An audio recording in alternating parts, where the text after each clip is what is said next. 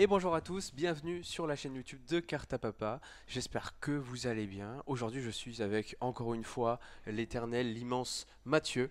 Comment ça va, Mathieu? Franchement très bien, Ouais. je suis dans ma semaine tranquillement, dernière ligne droite pour la préparation du YCS Lille, Ok. Oh, voilà. un YCS Lille. Bien sûr, retrouvez Cartapapa au YCS Lille, du coup, la semaine prochaine. Voilà, vous aurez le plaisir du coup de retrouver encore une fois toute l'équipe pour ce YCS. Voilà, donc forcément les cartes des Teen Box qui sont sorties. Voilà, pas mal de nouveautés. Franchement, j'ai très hâte aussi on a très hâte aussi de vous rencontrer et tout ça parce que des gros événements en France, comme on est une boutique française, bah, ça fait toujours plaisir. On revoit à peu près tout le temps les mêmes têtes d'ailleurs, toujours les mêmes teams ou même des vieux joueurs enfin, des vieux joueurs. Des joueurs qui ont grandi à Cartapapa et après ils sont partis dans d'autres villes, etc. Bah, c'est l'occasion de les retrouver. Donc nous on adore ça. Et du coup, on parle de quoi aujourd'hui? On va parler de Rota, non pas Renfort de l'armée mais Rage of the Abyss, qui est une extension qui va sortir le mois prochain, D'accord. qui est une extension qui, en théorie, est censée apporter du support pour des decks hauts. Ça c'est en théorie, on va voir que c'est pas exactement ce qui se En passe. théorie, parce que bah, le monstre du booster, c'est quand même, on va dire, un remake du C32. Oui, On va dire que le numéro 32, c'est le monstre iconique du rival dans Yu-Gi-Oh! Zexal, du coup, du personnage qui s'appelle Shark. Et ben là, ils se sont dit, ben, on va en faire un nouveau, un retrain, on peut appeler ça comme ça, qui est vraiment pas mal, mais ça, on verra ça du coup aujourd'hui dans cette vidéo. On va parler de ça, bien sûr, et de toutes les cartes qui sont dévoilées jusqu'à présent. Voilà, donc on n'est pas sûr d'avoir non plus à 100% toute l'édition, mais au moins on a déjà assez de cartes et déjà pas mal de visions sur le set pour en faire une vidéo et on va vous présenter tout ça. avant de commencer, peut-être n'hésitez pas à vous abonner et activer la cloche juste ici là-haut. C'est un peu la base, c'est un peu la base, c'est tellement la base que des fois on a tendance à l'oublier. Mais voilà, rejoignez-nous aussi sur les réseaux, sur Facebook, sur Instagram, en boutique et notamment en parlant de boutique. Et bien sûr, avant de commencer la vidéo, on parle de Rage of the Abyss, du coup Rota. Il faut savoir que nous allons faire une avant-première du coup de cette édition qui se déroulera du coup le samedi 5 octobre à 10h. Voilà, c'est une avant-première classique avec une PAF de 20 euros. Voilà, avant-première du coup le samedi 5 octobre. Vous avez tous les liens et tous les détails dans la description et vous pourrez retrouver tout ça sur notre Instagram. Et aussi une autre annonce, et après on pourra commencer la vidéo, vraiment, ce sera du coup un Giant Triple Winbox Rota.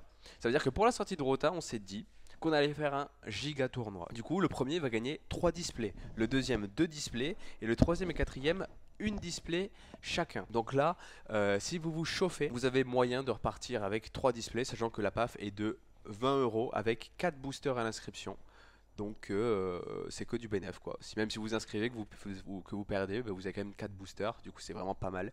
Et si vous gagnez, bah, vous avez 3 displays. Ah moi je suis chaud.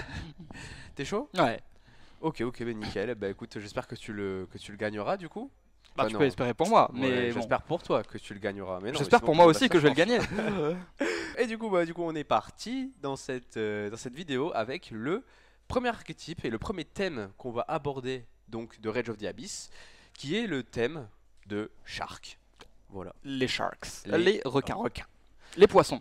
Oui, c'est vrai que c'est un archétype qui est composé majoritairement que de poissons. Ouais. Et c'est un archétype qui n'est pas nouveau, du coup c'est vraiment du support qui nous a été annoncé. Et donc déjà les requins, les sharks, qu'est-ce que ça fait globalement? Alors principalement, comme c'est un archétype qui vient de Yu-Gi-Oh! Zexal et du personnage Shark, justement très inspiré comme nom d'ailleurs, c'est un archétype qui a pour but de faire des Xyz, poissons, eau, et qui peut, avec le support qu'il a eu récemment, c'est-à-dire dans les dernières années, faire pas mal de combos à partir d'une seule carte. Le starter principal jusque-là c'était Buzzsaw Shark, qui est un monstre qui peut invoquer un poisson du deck, et donc ça met déjà 2 niveaux 4 sur le terrain pour commencer à faire des choses. Il a des extenders très intéressants comme Abyss Shark qui peut se spé de la main et tuto un autre poisson et commencer à aller spam un peu le board. Il peut utiliser Bahamut Shark qui est un monstre qui demande 2 hauts de niveau 4 et qui va pouvoir invoquer Totally Awesome, une des meilleures Xyz du jeu, qui est juste difficile à invoquer avec ses conditions de base qui sont 2 monstres aqua. Et il a aussi accès à d'autres pièces de handboard très intéressantes comme Steel Kragen, le numéro 4, qui est dans l'animé le faux numéro 4 si vous avez vu, qui transforme tous les monstres en eau et qui peut en effet rapide détruire un monstre eau sur le terrain. Donc c'est une floodgate un petit peu restrictive pour certains decks qui peut aussi détruire des monstres. Et en dernier, le plus récent, c'est les cartes Armored Xyz qui sont sorties, qui vont bien dans le deck en fait parce que c'est des Xyz eau qui ont comme gimmick de se rank up les uns sur les autres et de s'équiper d'autres monstres Xyz pour trigger des effets, s'attacher des monstres en matériel, refaire des attaques, gagner des effets. Et comme c'est des hauts et je crois que c'est des poissons, peut-être pas tous, mais je crois qu'il y a des machines et des aquas dans le tas. Mais en gros, c'est des hauts qui rank up et qui ont beaucoup de synergie avec les sharks parce qu'ils peuvent se rank up très facilement sur un Bahamut Shark qui a utilisé son effet par exemple. Et donc c'est un peu une pile avec des monstres haut niveau 4. Ça. Même si Bahamut Shark se prend imperm, on peut quand même rank up par-dessus. C'est ça, pour avoir encore une interaction par la suite. Et ouais. Donc ça c'est globalement ce que fait le deck déjà. Genre tu as dit par exemple toi Devotion c'est une negate.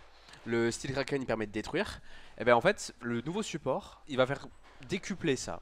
Il va rajouter de la diversité dans les interactions et il va permettre d'avoir plus de play au travers des interruptions adverses parce qu'il y a des extenders, des starters supplémentaires et ça permet de vraiment jouer même quand l'adversaire nous interrompt pour faire la même chose que ce qu'on faisait avant ou si on ne se prend pas d'interruption de faire plus que ce qu'on faisait avant. Donc ça augmente le ceiling du deck en règle générale. Ouais, voilà. Du coup on va commencer par la première carte qu'on va aborder qui est vraiment cool parce que ça va être du coup un des nouveaux starters. Du coup c'est la grande mâchoire surfaçante.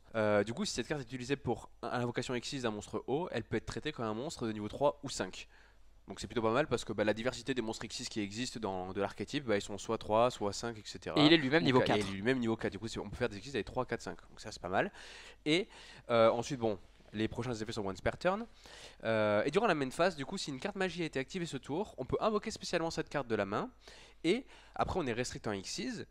Et lorsqu'elle est du coup invoquée normalement ou spécialement, on peut tuto un monstre requin du deck à la main, évidemment. Donc en fait, c'est un nouveau starter qui peut s'invoquer spécialement déjà, donc une invocation gratuite. Et en plus, il peut tuto un requin, donc même le requin assez circulaire que tu as mentionné tout à l'heure. Le Abyss Shark, je crois, c'était. Celui qui est niveau 4, qui quand il est énorme, il peut tuto. Ah non, oui, Buzzsaw Shark. Voilà, donc en fait, ça peut tuto tous les sharks et ça fait déjà un body niveau 4. Donc pareil, pour faire des Xyz, tout ça. Quand il est invoqué, peu importe la manière, il peut aller tuto à un monstre Shark. Je crois que ça marche même si on l'invoque avec le Buzzsaw Shark d'ailleurs. Donc on peut normal summon Buzzsaw Shark, invoquer le grande mâchoire surfaçante et on peut faire son effet pour ajouter un Abyss Shark qui peut encore se spé et tuto un autre extender. Donc le Buzzsaw Shark devient plus fort et c'est aussi une carte quand on l'a en main qu'on peut normal summon pour aller commencer à faire des plays. Mais il a l'avantage aussi que si on a déjà une autre normal summon en main, on peut juste activer n'importe quelle magie et ensuite on a le droit de le spécial summon plus tard dans le tour. Et donc ça veut dire que c'est un starter qui est aussi un extender si jamais on a déjà un starter et ça fait que la carte n'est pas redondante en main et ça fait qu'on n'a pas peur de jouer beaucoup de normal summon, donc ça augmente vraiment la consistance et le ceiling du deck. Ouais, tout à fait. Donc je pense que c'est une des meilleures cartes, des meilleures nouveautés du deck. C'est la meilleure je pense. Ouais. Du coup, bon, on va pas passer non plus à chaque fois 20 minutes sur une carte, mais celle-ci, franchement, elle en valait la peine parce que c'est vraiment une carte incroyable. Donc ensuite, pour continuer dans les supports Shark, du coup, on va avoir le Draco requin. Donc, si cette carte est ajoutée à la main, sauf en la piochant, on peut la spé. Donc, si dès qu'on la tuto, c'est poplar. C'est une carte qui se spé directement, c'est gratuit. En plus, ça peut être traité comme 2 matériels pour l'invocation Xyz d'un monstre haut qui utilise minimum 3 matériels. Donc, ça, c'est un truc qu'on voyait beaucoup dans l'animé, tu sais, en mode lui, il compte pour 2, etc. J'ai l'impression que c'est une des premières fois qu'on a ça un peu dans le vrai jeu. Oui, alors en général, dans l'animé, il y avait beaucoup de monstres qui disaient cette carte est traitée comme 2 matériels pour une invocation Xyz et c'était pour simplifier l'invocation des monstres Xyz et pouvoir arriver à des game states plus intéressants parce que les duels sont scénarisés. Le truc c'est que dans le TCG, si on avait des monstres qui faisaient ça, ce serait trop fort parce que ce serait littéralement toutes les Xyz deviendraient des monstres zodiaques. En gros. Ouais, c'est ça. Et du coup, celui-ci, c'est un des premiers, si je dis pas de bêtises, qui a cette condition-là. Et du coup, moi, je trouve ça assez cool qu'ils intègrent cette mécanique qu'on retrouvait seulement dans l'animé, qu'on retrouve ça en vrai. Et là où c'est pas très grave, c'est parce que comme il se traite comme 2 matériels que pour un monstre qui utilise 3 monstres ou plus, on peut quand même pas complètement cheat un monstre Xyz, donc ça va. Ouais, en plus, c'est un monstre haut. Qui minimum 3 intérêts, donc c'est assez restrictif quand même. On pouvait pas faire Utopie avec quoi. En gros, c'est Shark Drake. Ouais, en gros, c'est Shark Drake. Donc ensuite, un monstre Xyz, requin draconien qui a cette carte comme matériel, gagne cet effet. Une fois par tour, vous pouvez détacher 2 matériels de cette carte, puis cibler une magie pièce sur le terrain et vous l'attachez attachez-le à cette carte comme matériel. Si on l'utilise comme un Xyz pour invoquer ce monstre, l'Xyz aura un effet en plus pour cibler une MP sur le terrain, donc ça peut enlever une backrow quoi. Alors oui, parce que Shark c'est un deck dont l'une des faiblesses est qu'il a peu d'interaction contre les magies pièges. Donc avec ça, il va pouvoir par exemple faire un requin draconien, faire l'effet du requin draconien, détacher 2 matériels pour aller s'attacher une magie piège adverse, donc ça peut être du removal pour 1. Mais en fait, il faut voir aussi que c'est un effet qui est soft once per turn, ce qui veut dire que si après on a un autre monstre Xyz qui a cette carte en matériel, on pourra le refaire. Et qu'est-ce qu'on peut faire après ça? Eh ben, on va pouvoir utiliser par exemple notre requin draconien pour rank up par-dessus un requin draconien Vice, qui est l'ancien, ou le nouveau. Et si on a encore cette carte en matériel, on va pouvoir refaire l'effet pour regérer une macro, ce qui peut être intéressant. Ok, donc voilà, du coup une des faiblesses du deck qui serait un peu compensée par cette carte. Voilà, donc ensuite on passe troisième requin, nous on adore les requins, requin blindé. Donc voilà, du coup il est toujours traité comme une carte blindée Xyz, donc j'imagine que c'est parce qu'il y a des cartes qui doivent peut-être mentionner spécifiquement. C'est les Armored Xyz dont j'ai parlé tout à l'heure. Oui, c'est la Armored Xyz, oui. Ah oui, blindé. Oui, ah oui, les noms français sont vraiment... Ok, ouais, oui, c'est Armored Xyz, oui. Donc il a un petit effet, c'est qu'on peut envoyer un monstre Xyz haut depuis notre extra deck au cimetière et cibler un monstre poisson dans notre cimetière de niveau égal au rang du monstre envoyé et l'invoquer spécialement.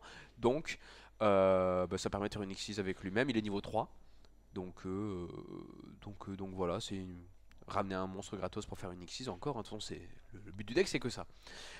Durant le tour de mon adversaire, si cette carte est dans le cimetière, en effet rapide, on peut cibler un monstre Xyz haut qu'on contrôle et on va lui équiper cette carte comme magie d'équipement et lui donner 500 d'attaque.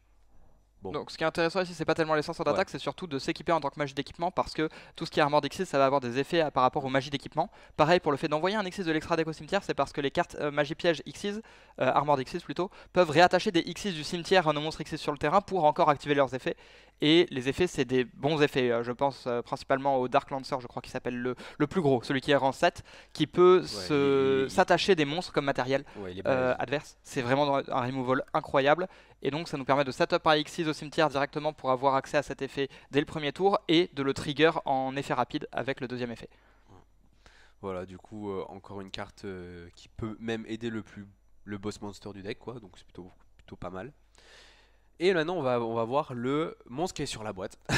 Clairement c'est le numéro du coup C32, requin draconien léviathan. Donc là il va falloir 4 monstres de niveau 5, mais spoiler, je pense que vous l'invoquerez pas comme ça. Tu vois, il y a très peu de chances que vous l'invoquez comme ça. Du coup, vous pouvez aussi, comme par hasard, invoquer par Xyz cette carte en défaussant une magie et en utilisant un monstre Xyz requin draconien de rang 4 que l'on contrôle. Donc ça veut dire soit le 32, soit le C32, qui est aussi de niveau 4. C'est ça. Voilà. Je pense que le C32 il sera pas joué. Hein. Non, je pense pas. C'est un peu compliqué. S'il fonctionne comme Utopia Ray, il faut avoir moins de 1000 points de vie. LP. Vraiment en flemme. Ouais. Et du coup, le plus intéressant avec ce monstre, c'est qu'une fois par tour, en effet rapide, on peut détacher un matériel de cette carte, cibler un monstre à effet contrôlé par mon adversaire, on annule ses effets, et si on le fait, on change son attaque et défense à 0. Donc, une imperm, mais qui en plus peut faire descendre l'attaque et la défense à 0. Donc, oui, il y a plusieurs intérêts à ça. L'un des intérêts, c'est d'éviter de se faire attaquer, évidemment. Un autre intérêt qui va être un petit peu un ruling avancé du jeu, c'est qu'il y a une phase dans la battle phase qui s'appelle la damage step, où il n'y a quasiment aucun effet qui peut être activé, mais les effets qui changent l'attaque et la défense peuvent être activés. Donc le fait que cet effet passe l'attaque et défense ou que l'attaque et défense du monstre à 0 veut dire qu'on peut l'activer pendant la damage step, et ça peut donner lieu à des interactions assez sympathiques. Ça veut dire que si le gars fait honest, tu peux en résolution de honest. Non, je crois pas. Je crois que Honest fonctionne durant la damage calculation, qui est encore autre chose. Mais ça veut dire que si l'adversaire fait quelque chose pendant la damage step, on peut toujours l'annuler à ce moment-là. Ou alors on peut juste l'activer pendant la damage step pour éviter que l'adversaire y réponde. Parce que l'adversaire pourra pas activer ses effets, lui. Eh oui, sauf une counter trap. Sauf une counter trap. Eh ouais, si ça se fait jugement. Bah non, ça peut pas se faire Non, jugement. strike. Ça se strike, oui. Et bien sûr, un autre effet qui est plutôt cool, et ça c'est pour, on va dire que ça rend le co-second aussi intéressant, c'est que cette carte peut faire une seconde attaque durant chaque battle phase, et en plus si elle attaque un monstre en position de défense, elle fait des dégâts perçants. Et avec 3100 d'attaque, ça fait 6200 de dégâts directs si on attaque directement 2 fois. Voilà, du coup, le frérot, qu'est-ce qu'il fait? Il negate, en passant l'attaque à 0, il tape fort et 2 fois. Donc franchement, le gars, il est chaud. Voilà, il a bien fait d'être sur la boîte. Ensuite, on va passer à un autre monstre X6. Du coup, c'est le dragon Les Vertus. On dirait un retrain du dragon Léviathan, Oui, un celui petit de peu. base. Hein. On dirait que c'est un peu ça. Mais c'est pas un number. Mais c'est pas un number, effectivement. Donc, j'avoue, son effet est vraiment cool, je trouve. Et la carte qui est liée en plus à cette carte est vraiment sympa. C'est que déjà, lorsqu'il est invoqué spécialement, on peut ajouter un courant de vertu du deck à la main. C'est une carte qu'on verra plus tard. C'est une carte qu'on verra plus tard. Mais spoiler, si vous connaissez Rage Salamangreat, Oui. c'est dans l'idée. J'aurais tendance à dire c'est plutôt C'est ça. Icarus attaque. Oui, c'est aussi. Oui, mais en gros, c'est une C'est- piège qui peut péter des trucs. Et Elle pas casse, pas qu'un seul truc. elle casse un Aqua, 6 Serpent ou Fish chez nous et 2 cartes chez l'adversaire. Et elle a un effet bonus qui est plutôt intéressant d'ailleurs, on va en parler. Ça, on reviendra, mais en gros, lui, dès qu'on l'invoque, un X6 de rang 3, on peut tuto la carte directement. Ça veut dire que tour 1, enfin tour 0 plutôt, on l'a, et du coup, bah, c'est pas mal. On peut activer aussi un de ses effets. On peut détacher un matériel X6 d'un monstre que l'on contrôle, puis ajouter un monstre poisson, serpent de mer ou aqua depuis le cimetière à la main, donc de quoi recycler. Et on peut aussi cibler 2 monstres X6 sur le terrain, détacher un matériel de l'un d'eux et l'attacher le à l'autre comme matériel. Du coup, on fait du swap De matériel X6. on fait du Alors swap là de où ça peut matériel être X6. intéressant, c'est pour plusieurs raisons. Déjà parce que les Armored X6, des fois, il y en a un spécifiquement le rang 5 qui est le middle point entre guillemets parce qu'il y en a 3, un 4 et un 5. Et le 5, il peut pas être utilisé comme matériel X6 s'il a du matériel X6. Donc ça peut avoir une utilité pour lui enlever son dernier matériel X6 si on n'a pas pu s'en débarrasser, pour pouvoir l'utiliser pour rank up sur le dernier monstre de l'engine. Et ça a aussi l'avantage de, par exemple, avec le deuxième monstre qu'on a vu tout à l'heure, qui peut détacher 2 matériels pour s'attacher à une magie piège. 2 matériels, ça reste beaucoup, et on n'a pas toujours l'occasion de le faire plusieurs fois. Là, justement, ça peut nous permettre d'avoir, encore une fois, une activation de cet effet-là. Voilà, voilà. Donc pour le moment, on a eu 2 X6, du coup 2 nouveautés, ces 2 X6 là, très intéressants, Oui. je trouve. Ça rajoute vraiment quelque chose au deck. En vrai, il y a un monde où le deck il peut être, en local en tout cas. Il peut se pour, jouer en local, bien sûr. voilà, C'est un deck qui va fonctionner. on en reparle à la fin parce que là on attaque du coup les cartes magie de l'archétype. Donc voilà, on a un retrain de la carte Surface. Ouais, de la Ou non, Jet c'était Aqua. Aqua C'est Jet. Ouais, voilà, c'est Aqua Jet. Du coup, là on a le Jet Aqua de surface. Qui est une magie normale qui va nous permettre d'invoquer spécialement un monstre poisson, serpent de mer ou aqua de max niveau 4 depuis la main ou cimetière. Et si on le fait, on ne peut pas invoquer spécialement. Bon, on est restrict en X6 du coup jusqu'à la fin du tour, mais tant que l'on contrôle le monstre invoqué spécialement. Donc on va invoquer un monstre spécialement. Si jamais on l'a, ben on pourra pas faire autre chose que des X6 jusqu'à la fin du tour. Bon, Je voilà. joue a priori que des X6 dans ce deck. Comme on joue que des X6, de toute façon on s'en fout. Et si mon adversaire contrôle un monstre en position d'attaque, on peut bannir cette carte depuis le cimetière, cibler un monstre poisson, serpent de mer ou aqua que l'on contrôle et lui faire gagner 1000 d'attaque. Donc ça c'est le côté Jet Aqua de base, parce que Jet Aqua c'était la carte qui permettait de faire gagner de l'attaque si je dis pas de bêtises. C'est ça. Et surface, je crois que ça réinvoquait un poisson. En fait, c'est un mélange entre Aqua Jet et surface. Ouais, je pense que c'est un truc comme ça. Enfin, surface, ça récupérait 2 poissons aussi serpentes, Ouais. Aqua, C'est du vrai qu'ils cimetière en main. ils ont mélangé les comme deux ça. cartes et du coup ça donne une carte plutôt sympa et intéressante. Voilà, donc c'est Monster Reborn. Oui. C'est En gros. le Monster Reborn des Sharks. Voilà. Alors là maintenant, une carte qui est très très cool. Du coup, c'est l'armure de dévoilement réincarnée. Donc ça fait penser la carte, elle fait penser au symbole Barian, je trouve. Un petit peu peut-être. Ouais. Oui, c'est vrai. Ouais, c'est vrai, ça fait penser au symbole Barian, alors que du coup, bon là, si je pars encore dans un délire animé, mais les délires Barian, c'est la deuxième partie de Zexal. Dans la première partie de Zexal, c'est là où justement ce monstre-là est mis en icône. Enfin, il est mis en icône. Et Comment oui. dire. Oui, voilà. Donc ça veut dire que c'est une carte qui représente quelque chose de la saison 2, entre guillemets. Ouais, mais on va peut-être pas spoil. saison 1. Bon, Des fois qu'il y a des gens qui veulent regarder Zexal, Ouais. c'est pas mal, franchement. Regardez Zexal, c'est très très cool Zexal. Je suis en train de me les refaire en ce moment en plus, c'est très très cool. Peut-être un peu long au début, mais sinon c'est cool.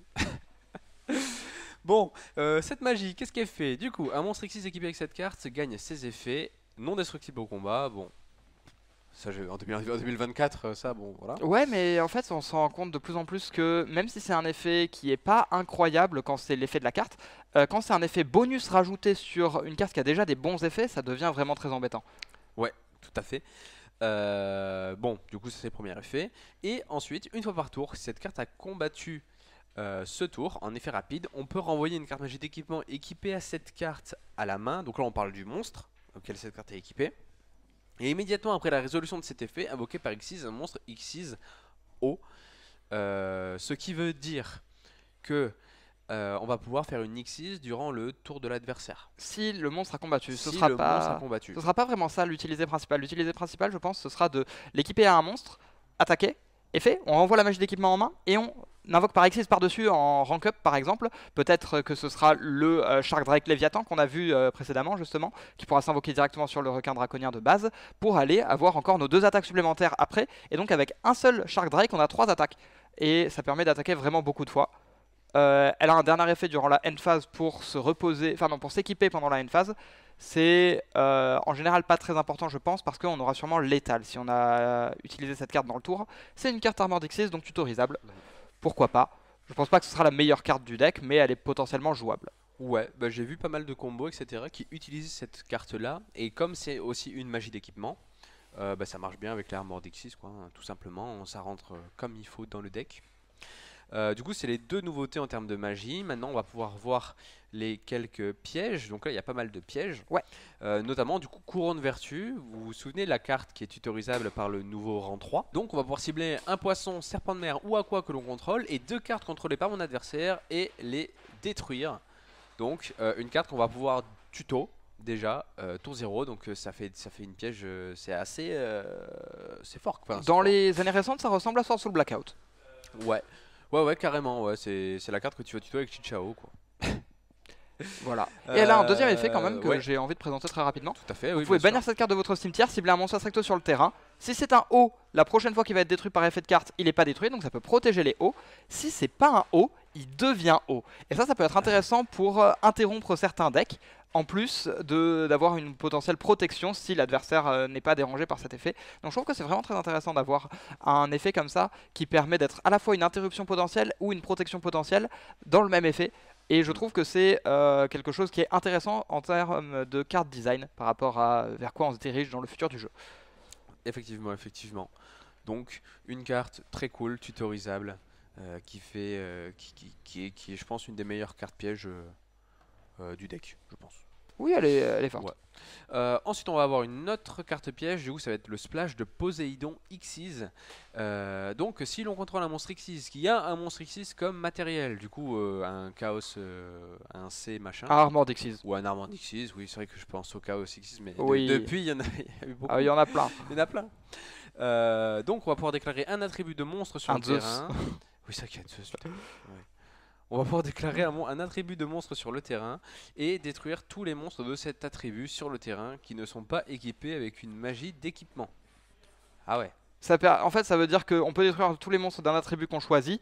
Et si jamais l'adversaire il joue aussi des hauts, eh ben, on va faire la différence parce que nos monstres ils sont en général équipés avec des magies d'équipement assez facilement avec les Armored Xyz, ce qui permet de quand même choisir haut si on a envie. Ce qui est marrant, c'est que si la méta c'est feu, comme ça l'était pendant un petit peu de temps, bah, au moins grâce à ces cartes là, bah, vous allez faire Dark Hall, mais que sur les feux. Oui, c'est ça. C'est un petit Raigeki sympa, mais en plus lent parce que c'est une piège évidemment. Oui. Mais bon.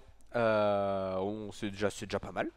Mais il y a aussi d'autres effets parce que évidemment les cartes aujourd'hui il n'y a pas qu'un seul effet, il y en a souvent un qui va aussi du cimetière et comme par hasard on peut bannir cette carte depuis le cimetière et détacher un matériel Xyz d'un monstre que l'on contrôle et invoquer spécialement un monstre poisson, serpent de mer ou aqua depuis mon cimetière sur l'un des terrains, donc pas forcément le sien. Oui, parce que le Shark Drake de base, je sais pas si tu te souviens de son effet, je crois que quand il détruit un monstre au combat, il peut le réinvoquer sur le terrain adverse avec moins de 1000 d'attaque et réattaquer. Et oui, ah oui, c'est vrai. Donc ça peut nous vrai, permettre de vrai. mettre un monstre sur le terrain de l'adversaire. Ouais, carrément. Enfin, je pense que c'est l'usage attendu en tout cas, mais ce sera sûrement pas utilisé pour ça. C'est clair, c'est clair. Et du coup, évidemment, on peut utiliser qu'un effet de Splash Poséidon par tour, évidemment. Donc une carte piège plutôt cool. Ensuite, avant de passer à la suite, il va nous rester une carte du coup de l'archétype Shark. Du coup, c'est la 3ème piège. Donc style de requin poupée. J'aime bien le design de la carte déjà parce que ça fait penser à 4. Quattro. Ouais, c'est un mélange entre Shark et Quattro. Et c'est une carte qui est pour les monstres Xyz de manière générique, pas forcément que pour les Sharks, ni que pour les Gimmick Puppets d'ailleurs. Ouais. C'est juste pour les Xyz de manière générique. Et je me souviens plus exactement ce qu'elle fait, mais de mémoire elle était plutôt cool. Ouais, parce qu'en fait ce qui est intéressant, bon je vais repartir dans le Yu-Gi-Oh! Excel, c'est qu'en gros les deux ils s'aiment pas trop. Ah non, pas trop, non. Ils s'aiment pas trop. Et ce qui est marrant c'est que sur l'artwork on voit le Shark Drake qui est manipulé du coup par Quattro. Et ouais, c'est une belle ref à l'animé je trouve. Encore, Voilà. évidemment. Évidemment, encore une belle ref à l'animé. Du coup l'effet c'est quoi? C'est qu'on va détacher un matériel d'un monstre sur le terrain. Et si on le fait, on va pouvoir dévoiler les 4 cartes du dessus de notre deck, en choisir une et appliquer cet effet selon son type et aussi placer le reste au-dessus du deck dans le même ordre. Donc on va pouvoir choisir une carte. Si c'est un monstre ou une magie, on va l'ajouter à la main. Si c'est une piège, on va pouvoir la poser et elle peut être activée ce tour. Exactement. Alors moi, c'est vrai. Ce que je trouvais intéressant avec cette carte, c'est potentiellement la jouer dans des decks comme Labyrinthe, étrangement, dans les match-up qui jouent des Xyz. En gros, l'idée, c'est s'il y a beaucoup de decks qui jouent des Xyz dans le format, on va pouvoir juste jouer ça dans Labyrinthe, on la pose, et quand l'adversaire va invoquer son Xyz, on va l'activer. On va détacher un matériel de son monstre pour peut-être l'empêcher d'activer ses effets qui demandent de détacher un matériel. Puis on peut avoir potentiellement une autre piège qui va s'activer encore ce tour pour avoir encore de l'interruption. En vrai, la carte, on dirait un peu pas prospérité, mais Un backjack. C'est ouais, mais c'est pas mal du tout. C'est- Faudrait voir si la carte est tutorisable. Je pense que dans l'archétype requin, il y a un monde, hein. Je crois pas. Non. Par contre, elle est tutorisable par Lady Labyrinth of the Silver Castle. Oui, évidemment. Donc c'est voilà. Évidemment. Du coup, une dernière carte plutôt cool avec une très belle ref. Voilà. Donc là, on en a fini avec du coup l'archétype Shark. Du coup, ça va être un deck qui sera, à mon avis, très solide quand même. Ce sera peut-être pas Il sera utilisable. Je pense pas que ce sera le meilleur deck. Ce sera pas le meilleur, mais ce sera un deck jouable, je pense. C'est ça. En fait, le truc, c'est que le défaut du deck, c'est jamais les boards qu'il fait, parce que ces boards sont toujours très très forts, mais ils sont sensibles à certains board breakers assez précis, comme des Dark Ruler No More, des Heavenly Match, et c'est aussi un deck qui tank pas forcément si bien que ça les end traps, et même si ça va l'aider un petit peu de ce côté-là, s'il n'a pas la bonne combinaison de starter, il va toujours avoir du mal. Il prend aussi Nibiru assez fort, mais il gagne en stealing, et il va être intéressant à jouer maintenant. Tout à fait. Donc on en a fini avec les requins et maintenant on va pouvoir passer à une petite carte. J'ai une carte que j'adore, que j'aime beaucoup. Vraiment, la référence elle est incroyable. Je pense que c'est ma carte préférée du set, je pense honnêtement. C'est la carte Yeux bleus du cœur. Donc là pour ceux qui n'auraient pas la ref, il se trouve que c'est une référence directe en fait au dragon blanc aux yeux bleus du grand-père de Yugi qui se fait déchirer, vous savez, par Kaiba. Bon, vous avez vu l'épisode normalement. En fait, c'est une rêve directe à ce monstre-là, notamment parce qu'il y a marqué la possession de cette carte ne peut pas être échangée. Donc ça veut dire qu'on peut pas lui prendre. Voilà, bon, Kaiba il a réussi, mais bon, ça après c'est voilà quoi, c'est parce que c'est un dessin animé. Du coup, c'est une carte qui va du coup entrer dans le deck de Exodia, du Exodia, grand-père. voilà, avec la carte, c'est une carte millénaire en fait, qui fait partie de l'archétype Carte millénaire. Voilà, pour faire, au moins on est sûr que c'est bien le grand-père de Yugi, quoi. Et du coup, son effet, qu'est-ce que c'est? C'est qu'on peut défausser cette carte, ajouter une Ankh millénaire, du coup la carte maîtresse Oui. du deck millénaire, depuis le deck à la main. Voilà, du coup elle permet de tuto la carte maîtresse du deck, donc c'est plutôt pas mal. Donc ça veut dire qu'elle va sûrement être au cimetière. Et son effet qui est plutôt aussi très très cool, c'est que si mon adversaire invoque normalement ou spécialement un ou plusieurs monstres de minimum des niveaux 8 ou un ou plusieurs monstres avec un minimum 3000 d'attaque. Donc comme par hasard, le niveau du dragon blanc et comme par hasard, l'attaque du dragon blanc aux yeux bleus. Tant que cette carte est dans le cimetière, donc elle y sera forcément, on peut envoyer les monstres au cimetière et si on le fait, on invoque spécialement cette carte. Donc ça veut dire que Kaiba, il invoque ses 3 dragons blancs aux yeux bleus d'un coup parce qu'il est trop fort. Et ben lui il fait non, les 3 dragons blancs aux yeux bleus il dégage et lui il revient. C'est ça. Et ça c'est stylé. Ça. Alors petit catch juste, on peut activer cet effet qu'une seule fois par duel et que durant un duel où on a activé l'Ankh millénaire pour invoquer le légendaire Exodia, le dieu de la dernière extension quoi. C'est ça. Mais en fait c'est très facile, ça donne même envie de jouer potentiellement une engine où on joue 3 fois ce Blue Eyes, une fois Ankh millénaire et on a peut-être des cartes pour aller tuto le Blue Eyes ou alors même on joue un de chaque et on se retrouve avec si on a des cartes pour aller le tuto parce que ça reste une carte Blue Eyes quand même. C'est vrai que c'est toujours quand même une carte Blue Eyes spécifique. Donc il devrait être tutorisable par certaines choses et donc on peut peut-être dans un deck jouer les 5 parties d'Exodia, une fois chaque carte et avoir un moyen de juste invoquer le Exodia. Et avoir une interruption supplémentaire avec cette carte qui sera intéressante pour justement jouer ce deck en règle générale. Tout à fait. Donc une carte, ouais, ma carte préférée du set. Il y a pas, je trouve que elle est designée comme il faut. Même l'artwork que je trouve vraiment stylé, avec les genres de hiéroglyphes derrière et tout. Elle est plutôt sympa. Ouais, c'est stylé. Bon, maintenant on va pouvoir passer au deuxième archétype. Du coup, nouveauté. Cette fois-ci, une nouveauté. Voilà, donc les Sharks autant, les Sharks c'était du support. Autant là maintenant ça va être un nouvel archétype qui va reprendre, c'est plus un délire à Bandiken avec Joey un peu. Ouais, il y a Ouais, différentes choses. Enfin, c'est des cartes basées sur Metalmorph. Metalmorph qui a une piège de première génération qui permettait de booster un monstre de 300 d'attaque plus la moitié du monstre qu'il est en train d'attaquer. Il y a un retrain de cette carte avec des monstres justement de l'époque. c'est ça, c'est ça. Donc l'archétype est entre guillemets plutôt simple. On va beaucoup utiliser Metalmorph, enfin Metalmorph renforcé du coup qui va être la nouveauté. Et changer les monstres qu'on connaît déjà en Renforcé. des versions renforcées. Mais on n'est pas obligé de jouer les vanillas non plus. Non. Non. Par exemple, le premier qu'on va voir, du coup, ça va être le dragon de métal complet noir aux yeux rouges. Et vous n'avez pas besoin de jouer le dragon noir aux yeux rouges. Oui. Donc c'est plutôt sympa pour une fois, au moins ça enlève des briques du deck, tu vois. Au moins ça encombre pas de nos monstres normaux. Oui, ça c'est vraiment sympa. Voilà. Donc du coup, notre ami le dragon de métal noir complet noir aux yeux rouges, donc il est ni invocable normalement ni posable normalement. Ça va être le cas, j'imagine, de tous les monstres du coup full metal, on peut appeler ça comme ça, enfin Oui. renforcé. Il doit d'abord être invoqué spécialement avec Metalmorph renforcé, activé en sacrifiant un monstre dragon de minimum niveau 5. C'est ça. En fait, Metalmorph renforcé, elle s'active en sacrifiant un monstre pour invoquer un monstre du deck qui est invocable avec Metalmorph renforcé. Et c'est sur les monstres après qu'on voit quelles sont les conditions. En général, ce sera un type et un niveau qui vont être là pour savoir qu'est-ce qu'on a besoin de sacrifier pour les invoquer. Voilà.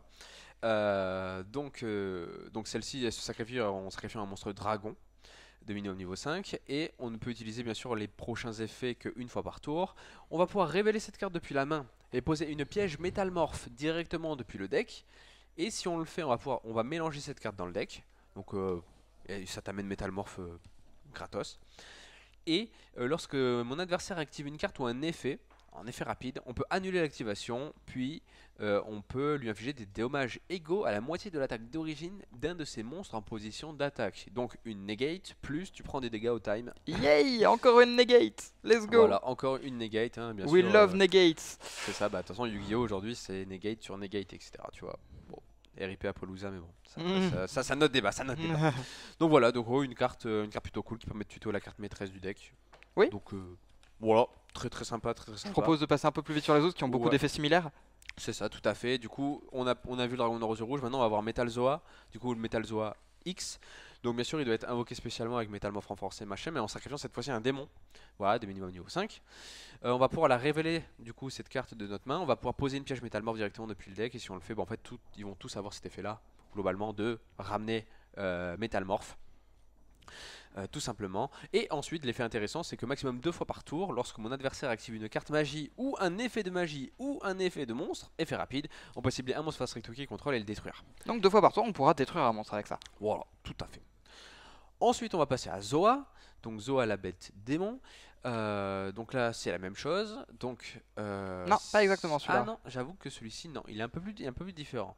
Donc, si cette carte est dans la main, on peut l'invoquer spécialement en position de défense. Puis, si on n'a pas Metalmorph renforcé dans le cimetière, mon adversaire peut invoquer spécialement un monstre depuis sa main. Oui. En gros, c'est une spell gratuite, mais si t'as pas Metalmorph, ben, ça va avantager l'adversaire. Il a aussi un effet quand même qui dit que si l'adversaire contrôle un monstre, on peut l'invoquer normalement sans sacrifice. Voilà, sachant que c'est un monstre de niveau 7. Bien sûr. Voilà, tout à fait. Et durant la main phase, on peut poser une piège Metalmorph directement depuis le deck. Bon, bah ça c'est... Voilà. Encore une fois. Metalmorph. Il va tuto. Voilà, du coup maintenant on va avoir Copycat de métal, donc le retrain de du coup Copycat. Oui, qui lui est là pour justement remplir les conditions de sacrifice des autres monstres. Eh ben oui, tout à fait, oui. Du coup le niveau de cette carte est augmenté de 4 durant le tour de l'adversaire uniquement, donc voilà. Parce qu'on doit sacrifier des monstres minimum niveau 5 pour les deux monstres qu'on a vus pour le moment qui sont des interruptions. C'est ça. Donc si cette carte est invoquée normalement ou spécialement, on peut poser une piège Metalmorph directement depuis le deck. Puis si on a Metalmorph renforcé dans mon cimetière, on va pouvoir piocher une carte. Donc ok, bah, encore une fois, on va pouvoir tuto Metalmorph. Et ensuite, du coup, l'effet qui va être intéressant, c'est qu'on va pouvoir déclarer un type de monstre et cette carte devient de ce type jusqu'à la fin de ce tour de votre adversaire. Donc si vous déclarez dragon, vous pourrez invoquer spécialement le dragon noir aux yeux rouges de métal. Et si on déclare démon, on va pouvoir invoquer le Zoa, Metal Zoa. Ouais, c'est ça, ouais, et donc c'est là qu'en fait ce sera le starter principal du deck, si on veut le jouer en tant que deck en tout cas, mais je pense que ce sera joué en tant qu'engine dans d'autres decks. Mais dans le deck en lui-même, c'est normal summon, pose Metalmorph renforcé, choisis le monstre qu'on veut invoquer en déclarant un type, Début du tour adverse, il passe niveau 5, on le sacrifie avec Métalmorphe renforcé, et on est parti. Et voilà. Donc là on a fini pour les monstres, maintenant on va attaquer, du coup il y en a une magie, du coup c'est la machine approchante. Du coup c'est une carte magie qui permet d'ajouter un monstre qui mentionne du coup métamorphe renforcé ou une piège métamorphe depuis le deck au cimetière à la main. Donc tous les monstres que vous venez de voir, eh ben, ils sont tutorisables avec cette carte là. Et si on contrôle un piège métamorphe, on peut bannir cette carte depuis le cimetière, cibler un monstre en position de défense de l'adversaire, le changer en position d'attaque. Voilà. C'est pas incroyable, C'est ça pas permet de ouais. burn peut-être un petit peu avec le Red Eyes, mais c'est juste un petit effet d'utilité. Disons que c'est un deuxième effet pour avoir un deuxième effet, je pense. Il y a peut-être une référence dans l'anime que je n'ai pas, mais en gros c'est ça. C'est possible, ouais, c'est possible. Ce genre d'effet, c'est des effets qu'on aurait pu retrouver en GOT, quoi. Oui, c'est ça. Passer un monstre C'est ça, de défense à attaque, quelque chose stop comme ça. défense. Ouais. Voilà, du coup, bon, c'est la tuto de l'engine. Oui. Donc ensuite, on va avoir quelques pièges, notamment celle qu'on parle depuis 10 ans et qui va être la clé de ce deck. Ça va être Métamorphe renforcé. Donc on va activer cette carte en sacrifiant un monstre face recto. Et du coup invoquer spécialement un monstre qui ne peut pas être invoqué posé normalement et qui mentionne Métamorphe renforcé depuis la main, le deck ou cimetière, puis lui équiper cette carte comme magie d'équipement avec cet effet. Donc cette carte là vous permet d'invoquer juste à son activation les monstres qu'on a vus au dessus. Et l'effet en question justement c'est que le monstre équipé gagne 400 d'attaque défense, ce qui veut dire qu'il est un peu plus gros, ok. L'adversaire ne peut pas le cibler avec des effets de monstre et de magie, et il peut pas être détruit par des effets de monstre ou de magie, ce qui veut dire que si l'adversaire veut s'en débarrasser autrement qu'au combat, il va devoir utiliser un piège ou un kaiju ou quelque chose d'équivalent, mais et si, enfin, il va avoir du mal avec les monstres et les magies, et s'il veut s'en débarrasser au combat, il y a plus 400 d'attaque, donc c'est des effets un petit peu bonus au-dessus des effets déjà des monstres qu'on a vus, qui sont des effets plutôt bons, qui sont des interruptions assez intéressantes. Voilà, du coup c'est une engine qui a l'air plutôt cool. Là, cette carte là est je trouve qu'elle est très forte, surtout que on a vu que les monstres en fait ils se remettaient dans le deck pour aller la chercher et du coup elle quand elle active, eh ben, elle va ramener encore le monstre quoi. Donc là on est vraiment sur une interaction avec le deck qui est assez c'est un peu pas une nouveauté mais c'est quand même c'est quand même assez nouveau comme délire de le monstre il va chercher quelque chose, il retourne dans le deck, ensuite la carte on l'active mais le monstre du deck il revient. Alors j'aurais tendance à dire que c'est pas nouveau, c'est un petit peu le principe de on a des monstres qui sont qu'on invoque avec enfin du deck avec un effet. Le truc c'est que ici ils ont trouvé un moyen d'enlever le fait que les monstres en question on veut pas les piocher parce que c'était l'un des problèmes avec ce genre d'engine et de deck, c'est que comme on voulait pas piocher les monstres, on se retrouvait avec des decks qui étaient bizarres parce qu'on avait la moitié des cartes qu'on voulait pas piocher, l'autre qu'on voulait piocher. Là, si on pioche les monstres, c'est des starters supplémentaires, donc ils ont réussi à enlever ça. Le petit point noir que je mettrais sur la carte quand même, c'est que tout le deck tourne autour d'elle et on peut en activer qu'une par tour, ce que je trouve dommage parce que je trouve que c'est pas trop fort non plus et j'aurais trouvé intéressant de justement pouvoir en activer deux peut-être pour aller invoquer les deux monstres pour avoir plus d'interruptions, mais c'est encore une fois un détail. Dernière carte de l'archétype, je pense. Ouais, c'est ça. Du coup, la dernière piège. Donc, une carte, du coup, c'est le moteur voyager dans le temps. Donc, cette carte, elle est toujours traitée comme une carte métamorphe. Donc, posable du deck. Donc, posable du deck.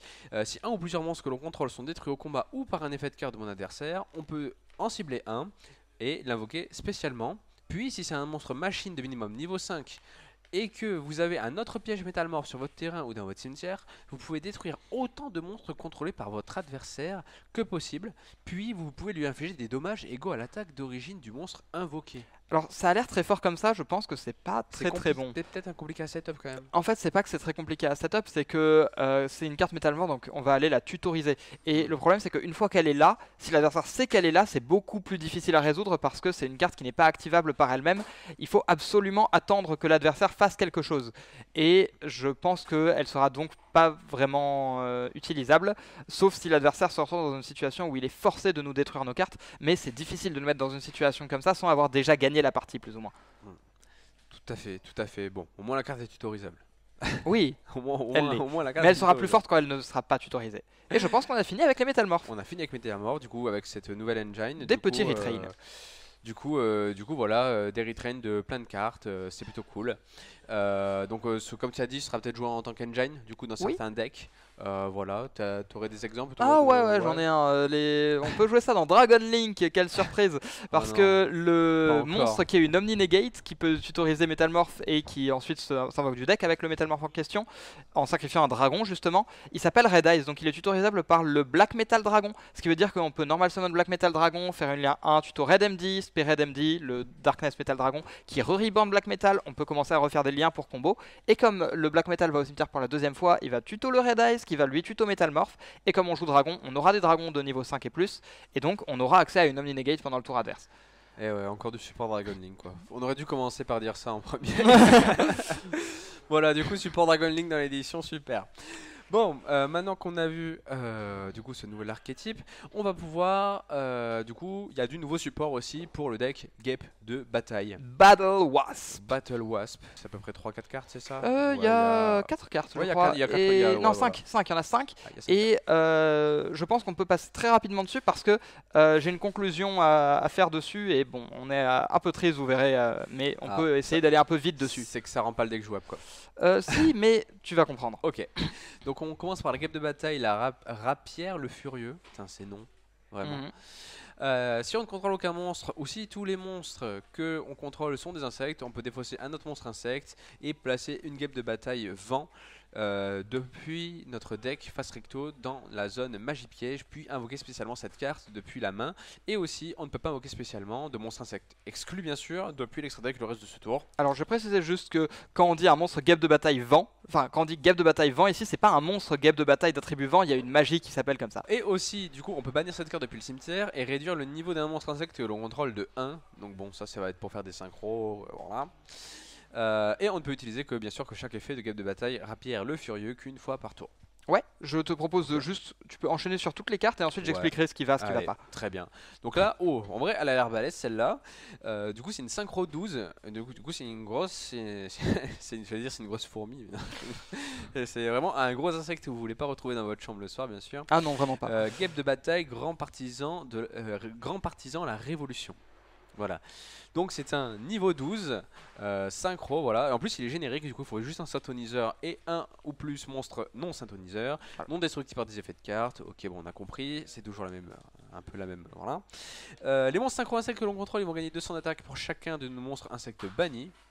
Donc voilà, hein, ça va jouer avec le bannissement. Si cette carte est bannie, on peut l'invoquer spécialement, puis on peut détruire un nombre de cartes contrôlées par mon adversaire inférieur ou égal au nombre de vos monstres insectes bannis, puis infliger 500 points de dommage à votre adversaire pour chaque carte détruite par cet effet. Waouh! Donc l'idée du deck, si possible, ce serait de pouvoir bannir ça pendant le tour adverse. Ouais. Voilà. Ça semblerait logique. Et en Ouais. plus, ça burn et tout. Et Ok, oui, bon, voilà, ce pas, serait une bonne pourquoi pas. interruption et tout, mais je te laisse continuer à lire. C'est ça. Donc ensuite, on va voir la guêpe de bataille Sachi de l'arc rituel. Du coup, ça va être aussi une synchro. Elle sera aussi. Ah non, elle n'est pas générique celle-là. Il faut un syntoniseur insecte spécifiquement. Et bien sûr, elle est de niveau 6. Si cette carte est invoquée par synchronisation, on peut la traiter comme un syntoniseur. Bon, d'accord. On peut renvoyer une magie continue que l'on contrôle à la main. Et on peut invoquer normalement un monstre guêpe de bataille durant ma main phase ce tour. En plus de mon invocation normale du tour, quoi. En renvoyant une magie continue, on a une extra norme. C'est ça.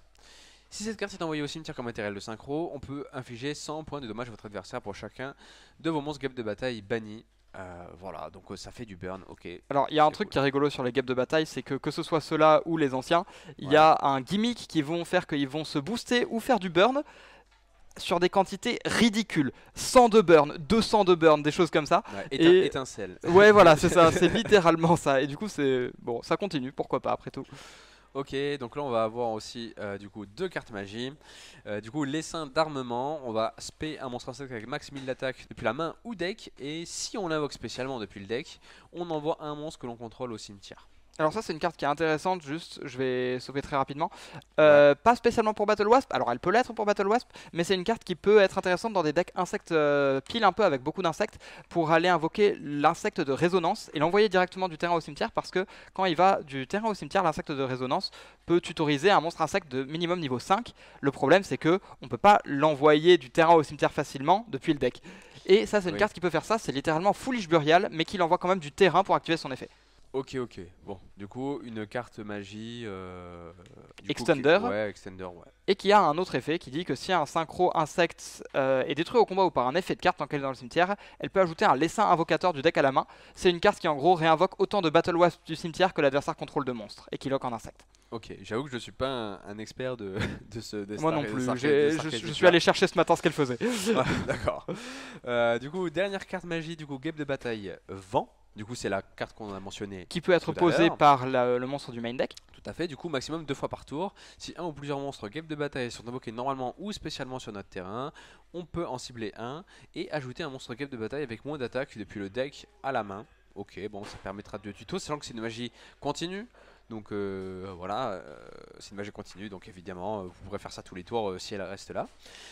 Et une fois par tour, on peut cibler un monstre insecte que l'on contrôle qui a un niveau. Et si on l'utilise comme matériel de synchro ce tour, on peut la traiter comme un synthoniseur. Donc cette carte là permet à n'importe quel insecte de devenir synthoniseur pour faire des synchros. Oui, bah de toute façon, tu fais synthoniseur, c'est pour faire des synchros, oui, effectivement. Oui. Voilà. Et on Du peut en coup- activer qu'une par tour. Oui, effectivement, oui. Ok. Oui, ça, on peut pas, Donc j'ai. on collectionne pas les magies continues. Et justement, si. J'ai du coup un petit truc à vous expliquer. Je vais vous expliquer un petit peu à quoi va ressembler la loupe de ce deck et pourquoi est-ce que c'est un problème. Parce que le problème de Battle Wasp, Game de bataille, c'est que il avait absolument aucun payoff. C'est-à-dire que on peut faire tout ce qu'on veut. Les cartes dans l'archétype ne sont pas suffisamment fortes pour gagner la partie après. Même si on peut générer beaucoup d'avantages. Et on a l'impression que la grosse synchro 12 qui peut raser le board quand elle est bannie et revenir pourrait remplir ce rôle. Mais en fait, on voit que dans les nouvelles cartes, il n'y a rien qui permet de la bannir facilement en effet rapide. Et dans les cartes insectes génériques, il va y avoir des choses, mais en effet rapide, c'est relativement compliqué. Et c'est ça qui aurait été intéressant avec ces cartes. Alors, il y a une loupe de ressources très intéressante avec la nouvelle Battle Wasp justement qui peut se spé et placer Guêpe de bataille vent du deck parce que Guêpe de bataille vent va pouvoir 2 fois ensuite, quand on invoque un Guêpe de bataille, aller tuto un autre Guêpe de bataille. Et on croirait que c'est intéressant et tout. Et c'est encore plus intéressant que ce qu'on croit parce que même si on peut activer qu'un seul vent par tour, les effets sont des soft once per turn. Ce qui veut dire que si on arrive à avoir une autre copie sur le terrain, on pourra les réactiver. Et la synchro 6 permet de renvoyer une magie continue du terrain à la main pour avoir une autre normal summon. Donc l'idée c'est qu'en la plaçant du deck, on ne l'a pas activée. On peut avoir son effet 2 fois de tuto, et ensuite on la renvoie en main avec la synchro pour la réactiver, et on a droit à une extra norme pour retuto encore 2 fois. Donc en fait ça tuto 4 en une seule carte. D'accord, ah oui, t'as révisé toi. Hein, Ah, j'ai fait Ah ouais, quelques ouais, recherches, ouais, ouais. c'est un peu mon rôle dans cette vidéo, je vais pas mentir. Ouais. Mais donc c'est un combo qui est relativement intéressant. Le problème c'est qu'il va lock en insecte. Et le support insecte récent c'est Ragnaraka. Ragnaraka qui n'est pas un deck insecte, c'est un deck insecte, plantes et reptiles. Et le fait d'être lock en insecte exactement fait qu'on ne peut pas les utiliser. Et donc on va avoir du mal à profiter de ces cartes et à avoir accès au endboard de Ragnaraka justement puisque il n'y a pas que des insectes dans Ragnaraka malheureusement. Donc c'est des cartes qui sont très intéressantes pour invoquer beaucoup d'insectes, mais on n'a toujours aucune raison d'invoquer des insectes puisqu'il n'y a rien à faire avec dans le jeu. Voilà, donc en gros, c'est pas le support de l'année. Allez. C'est ça. Du coup, on va passer à du nouveau support pour un deck qui s'appelle Mage Artist. Oui, Performage. On peut passer Voilà. très rapidement dessus parce que j'avoue celui-là je l'ai pas bien révisé, je le connais pas très bien. D'accord, du coup, c'est des pendules, du support pour le deck, du coup pendule de Mage Artist. Du coup, c'est qu'une seule carte, du coup, c'est juste une nouvelle carte. C'est une pendule qui fait des choses de Voilà. Mage Artist. Il détruit nos propres cartes, il fait du burn, il se réinvoque, il va chercher d'autres Mage Artists dans le deck. C'est ce que font les Mage Artists en gros. Voilà, du coup, d'après toi, c'est une bonne nouveauté. Pour les joueurs Mage Artist, oui, mais Oui, genre, ils sont peut-être deux en France. Effectivement, la mais- totalité des 3 dans le Dites-nous monde. dites-nous en commentaire si vous jouez Mage Artist. Voilà, C'est ça. du coup, vous avez une nouvelle carte de support. J'espère que vous êtes content. Allez, on va passer du coup à une autre carte qui s'appelle la Reine Charmeuse Chaotique. Donc ça a l'air d'être une staple, mais ça a l'air de jouer avec les Light and Dark. Exactement. Donc du support pour Chaos peut-être, le deck Chaos. Alors, je sais pas si la Reine Charmeuse Dark est déjà sortie ou si elle sort dans la prochaine extension.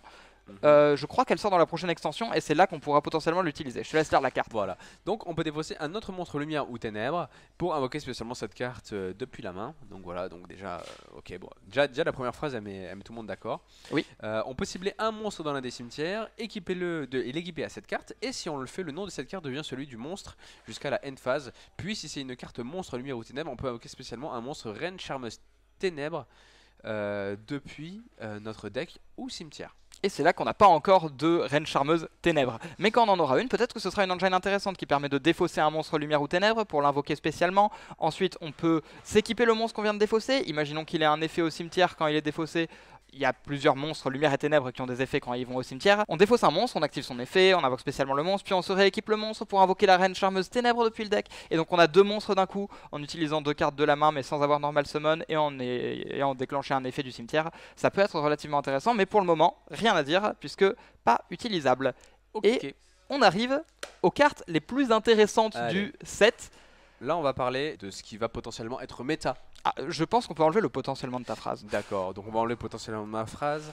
Du coup, ça va être ce pourquoi les gens vont acheter des displays. Voilà, enfin, ceux qui les Ça, et une petite carte qu'on se garde pour la toute fin de la vidéo. Ouais, ouais.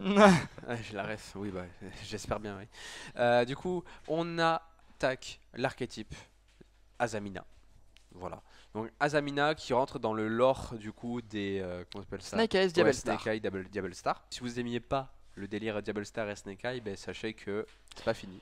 Ah non, c'est pas fini. C'est pas fini. C'est vraiment pas fini. Voilà. Et je comprends pourquoi du coup ils ont pas forcément trop touché et détruit le deck Snake Eye. Peut-être que ça peut être lié. Alors c'est sûrement lié. Le problème c'est que du coup on va se retrouver avec Snake Eyes de nouveau tier 0 quasiment 9 mois après sa sortie. Donc bon, presque Voilà. un an même. Donc bah voilà, bah, c'est pas grave. Si vous êtes content de cette nouvelle là, n'hésitez pas à le dire en commentaire. Je vais te laisser lire toutes les cartes de l'archétype très rapidement. Je vais rien dire pendant tout ce temps et ensuite j'expliquerai le combo et pourquoi est-ce que c'est vraiment très fort. D'accord, du coup on va pouvoir enchaîner avec du coup 4 nouvelles fusions. Donc les fusions, du coup ça va être Azamina, Rhea, Silvera. Donc il faut un monstre illusion et un monstre lumière magicien. Du coup, spoiler, je pense que ça peut être utilisé avec le deck Chimera vu que ça parle de illusion. Je pose ça comme ça, après tu me diras ce que tu en penses. Du coup, les dommages de combat que les monstres Azamina autres que Azamina Rhea infligent à mon adversaire sont doublés. Ok, bon déjà, ok d'accord, super.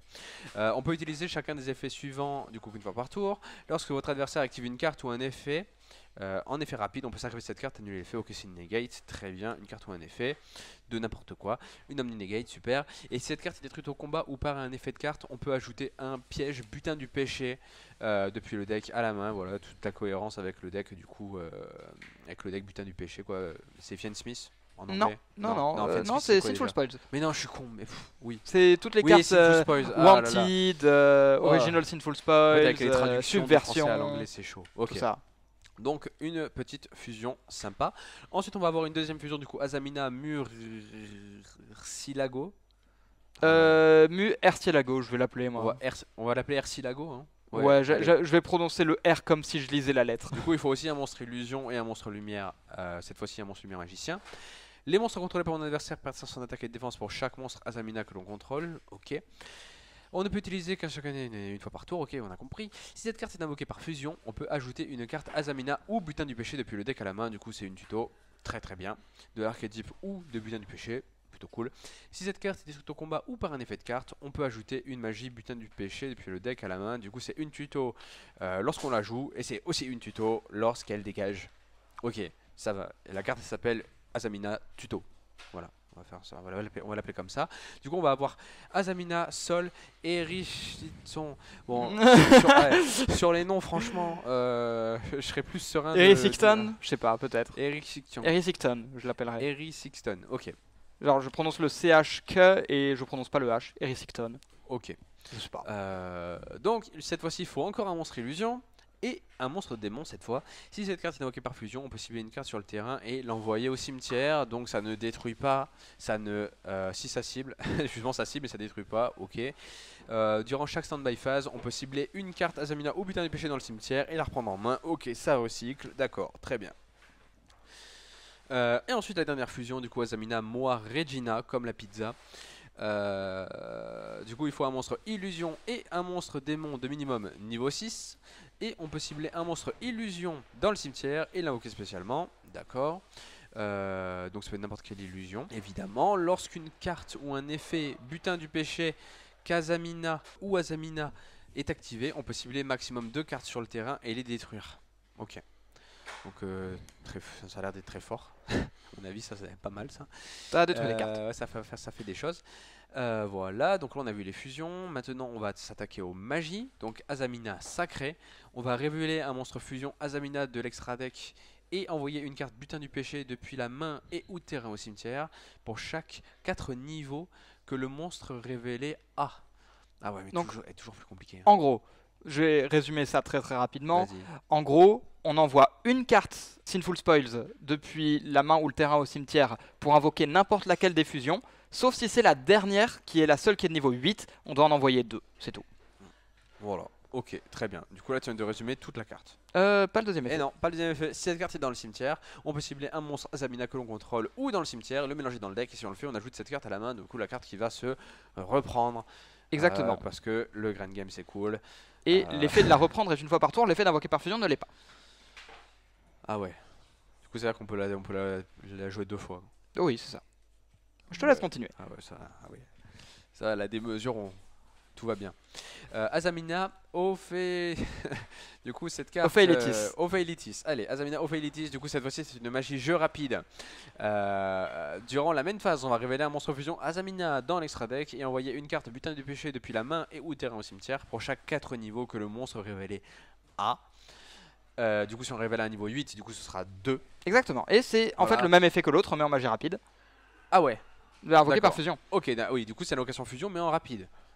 Toujours plus. Oui. Durant votre main phase, vous pouvez bannir cette carte depuis votre cimetière, cibler un monstre Azamina dans votre cimetière et l'invoquer spécialement. D'accord. Mais on peut utiliser qu'un seul des effets par tour. Vous les sentez les secrets ou pas dans l'édition? Oh, peut-être pas toutes. On verra, j'en parle à la fin. Donc là on va attaquer la première piège du coup, Azamina, Amartia. On va révéler un monstre fusion Azamina dans l'extra deck, bon on a compris. Mélanger une carte butin du péché depuis le cimetière et ou bannissement dans le deck pour chaque 4 niveaux que le monstre dévoilé a et l'invoquer spécialement. Voilà, invocation fusion rapide, c'est juste qu'à la place d'envoyer les magies pièges au cimetière, on va les mélanger du cimetière et de la zone bannie dans le deck. Franchement c'est fou parce que toutes les cartes de l'archétype elles disent fais des fusions, reprends-toi, fais des fusions. C'est ça. Mais tu vas voir, je te laisse continuer. On peut bannir cette carte depuis le cimetière et cibler une magie piège butin du péché dans votre cimetière et la poser. Ouais, toujours plus. En plus c'est une piège, du coup on peut le faire durant n'importe quel tour, bon, oui. D'accord. Mais elle peut pas être activée ce tour, bon d'accord. Et on peut utiliser qu'un des effets par tour, d'accord, très bien. Délinquant du butin du péché. Deuxième carte piège, enfin deuxième et dernière carte piège. Si mon adversaire invoque spécialement un ou plusieurs monstres depuis le deck et ou extra deck, et que on contrôle une carte monstre Diable Star, tiens mais la cohérence dans le lore, truc de fou. On va cibler un monstre qu'il contrôle et mélanger dans le deck. Ok. Donc le monstre y retourne dans le deck.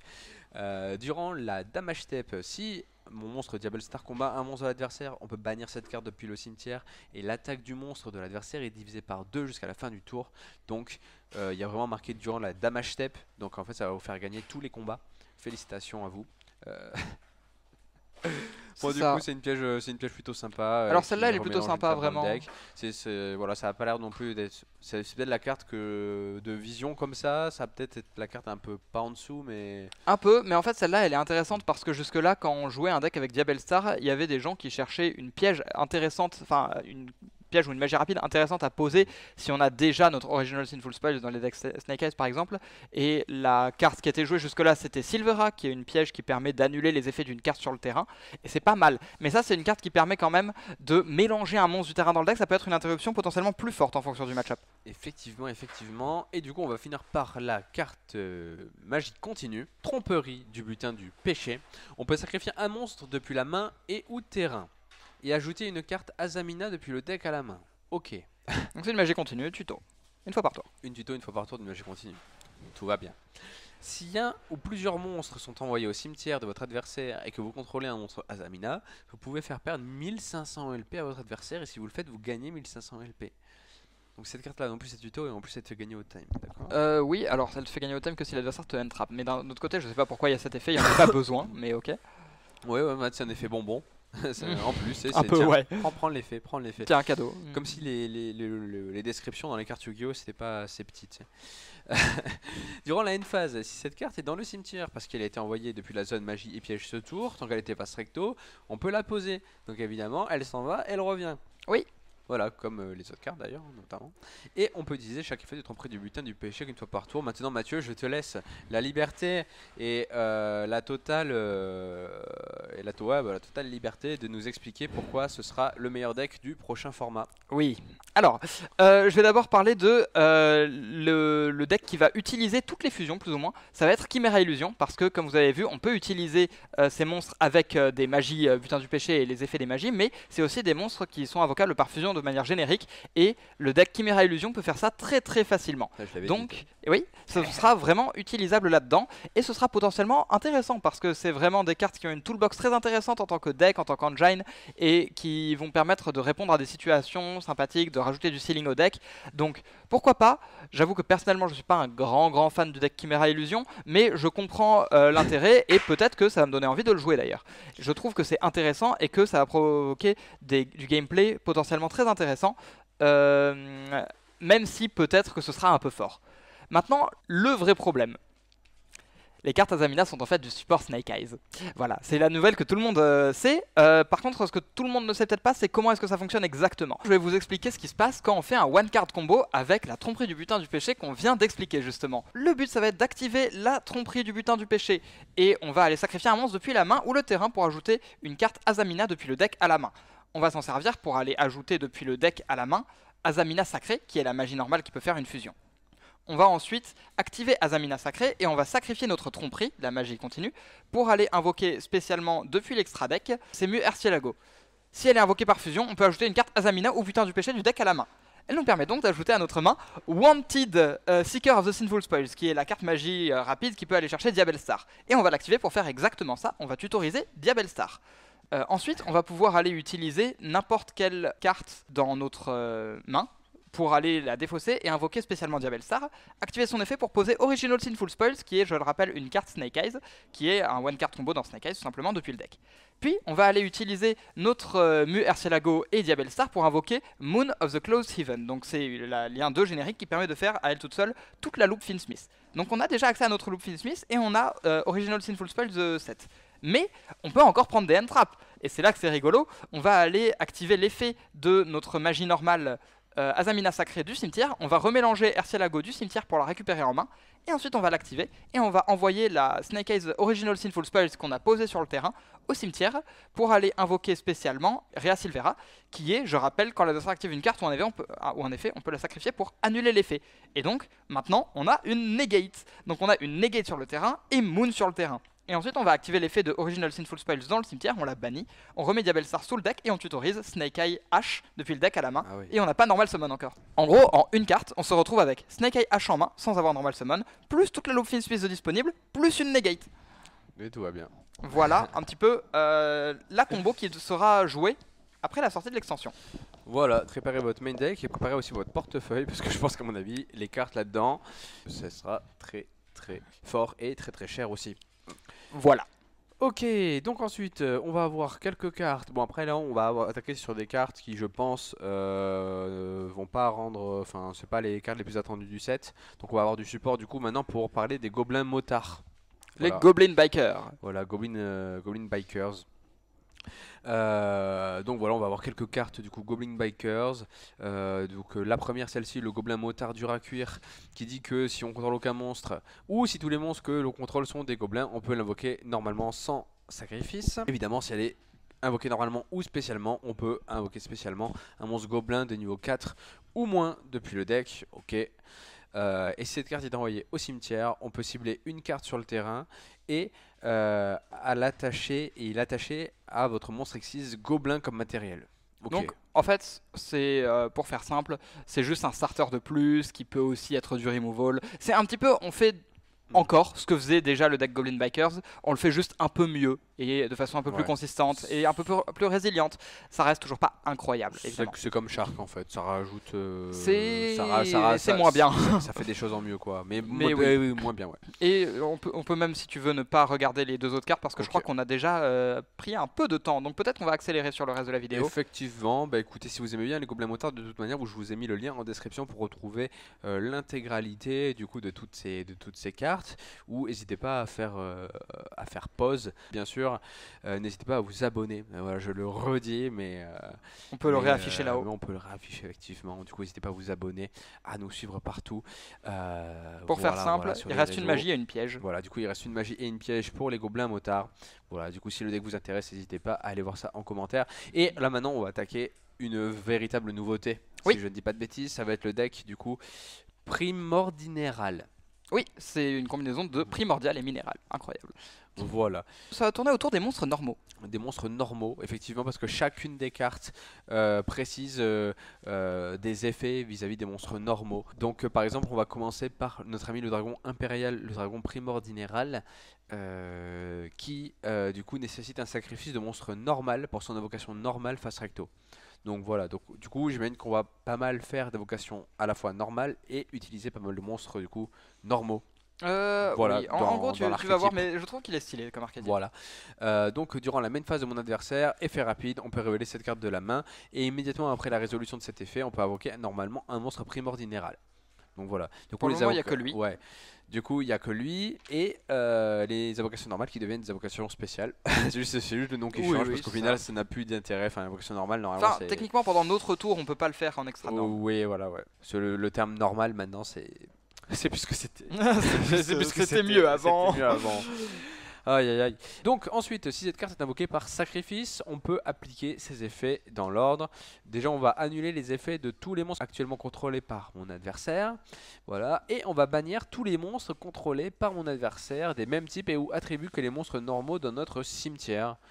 D'accord, ok, donc ça veut dire que le choix des monstres normaux sera peut-être fait en fonction de la méta, Oui, j'imagine. ça me donne aussi des vibes de Magiki qui a aussi comme but de mettre des monstres normaux d'un maximum d'attributs dans le cimetière. C'est vrai, c'est vrai, Ça c'est peut vrai. avoir de synergies intéressantes. Ok, ok, du coup c'est pas très mal, surtout qu'en plus ça négate d'abord tous les monstres avant de pouvoir les gérer. Voilà, ensuite on va passer aux magies. Donc voilà, c'était le seul monstre de l'archétype pour le moment. Du coup, la première magie continue, ça va être Filon impérial primordinéral. Les monstres normaux et les monstres primordinéral que l'on contrôle vont gagner 300 d'attaque pour chaque monstre normal dans le cimetière avec des noms différents. Donc voilà, les monstres normaux, on va essayer d'en mettre un maximum dans le cimetière. Et on ne peut utiliser chacun des effets suivants de Filon impérial primordinéral qu'une fois par tour. Lorsque cette carte est activée, on va pouvoir tuto une carte primordinéral depuis le deck à la main, bien sûr sauf elle-même.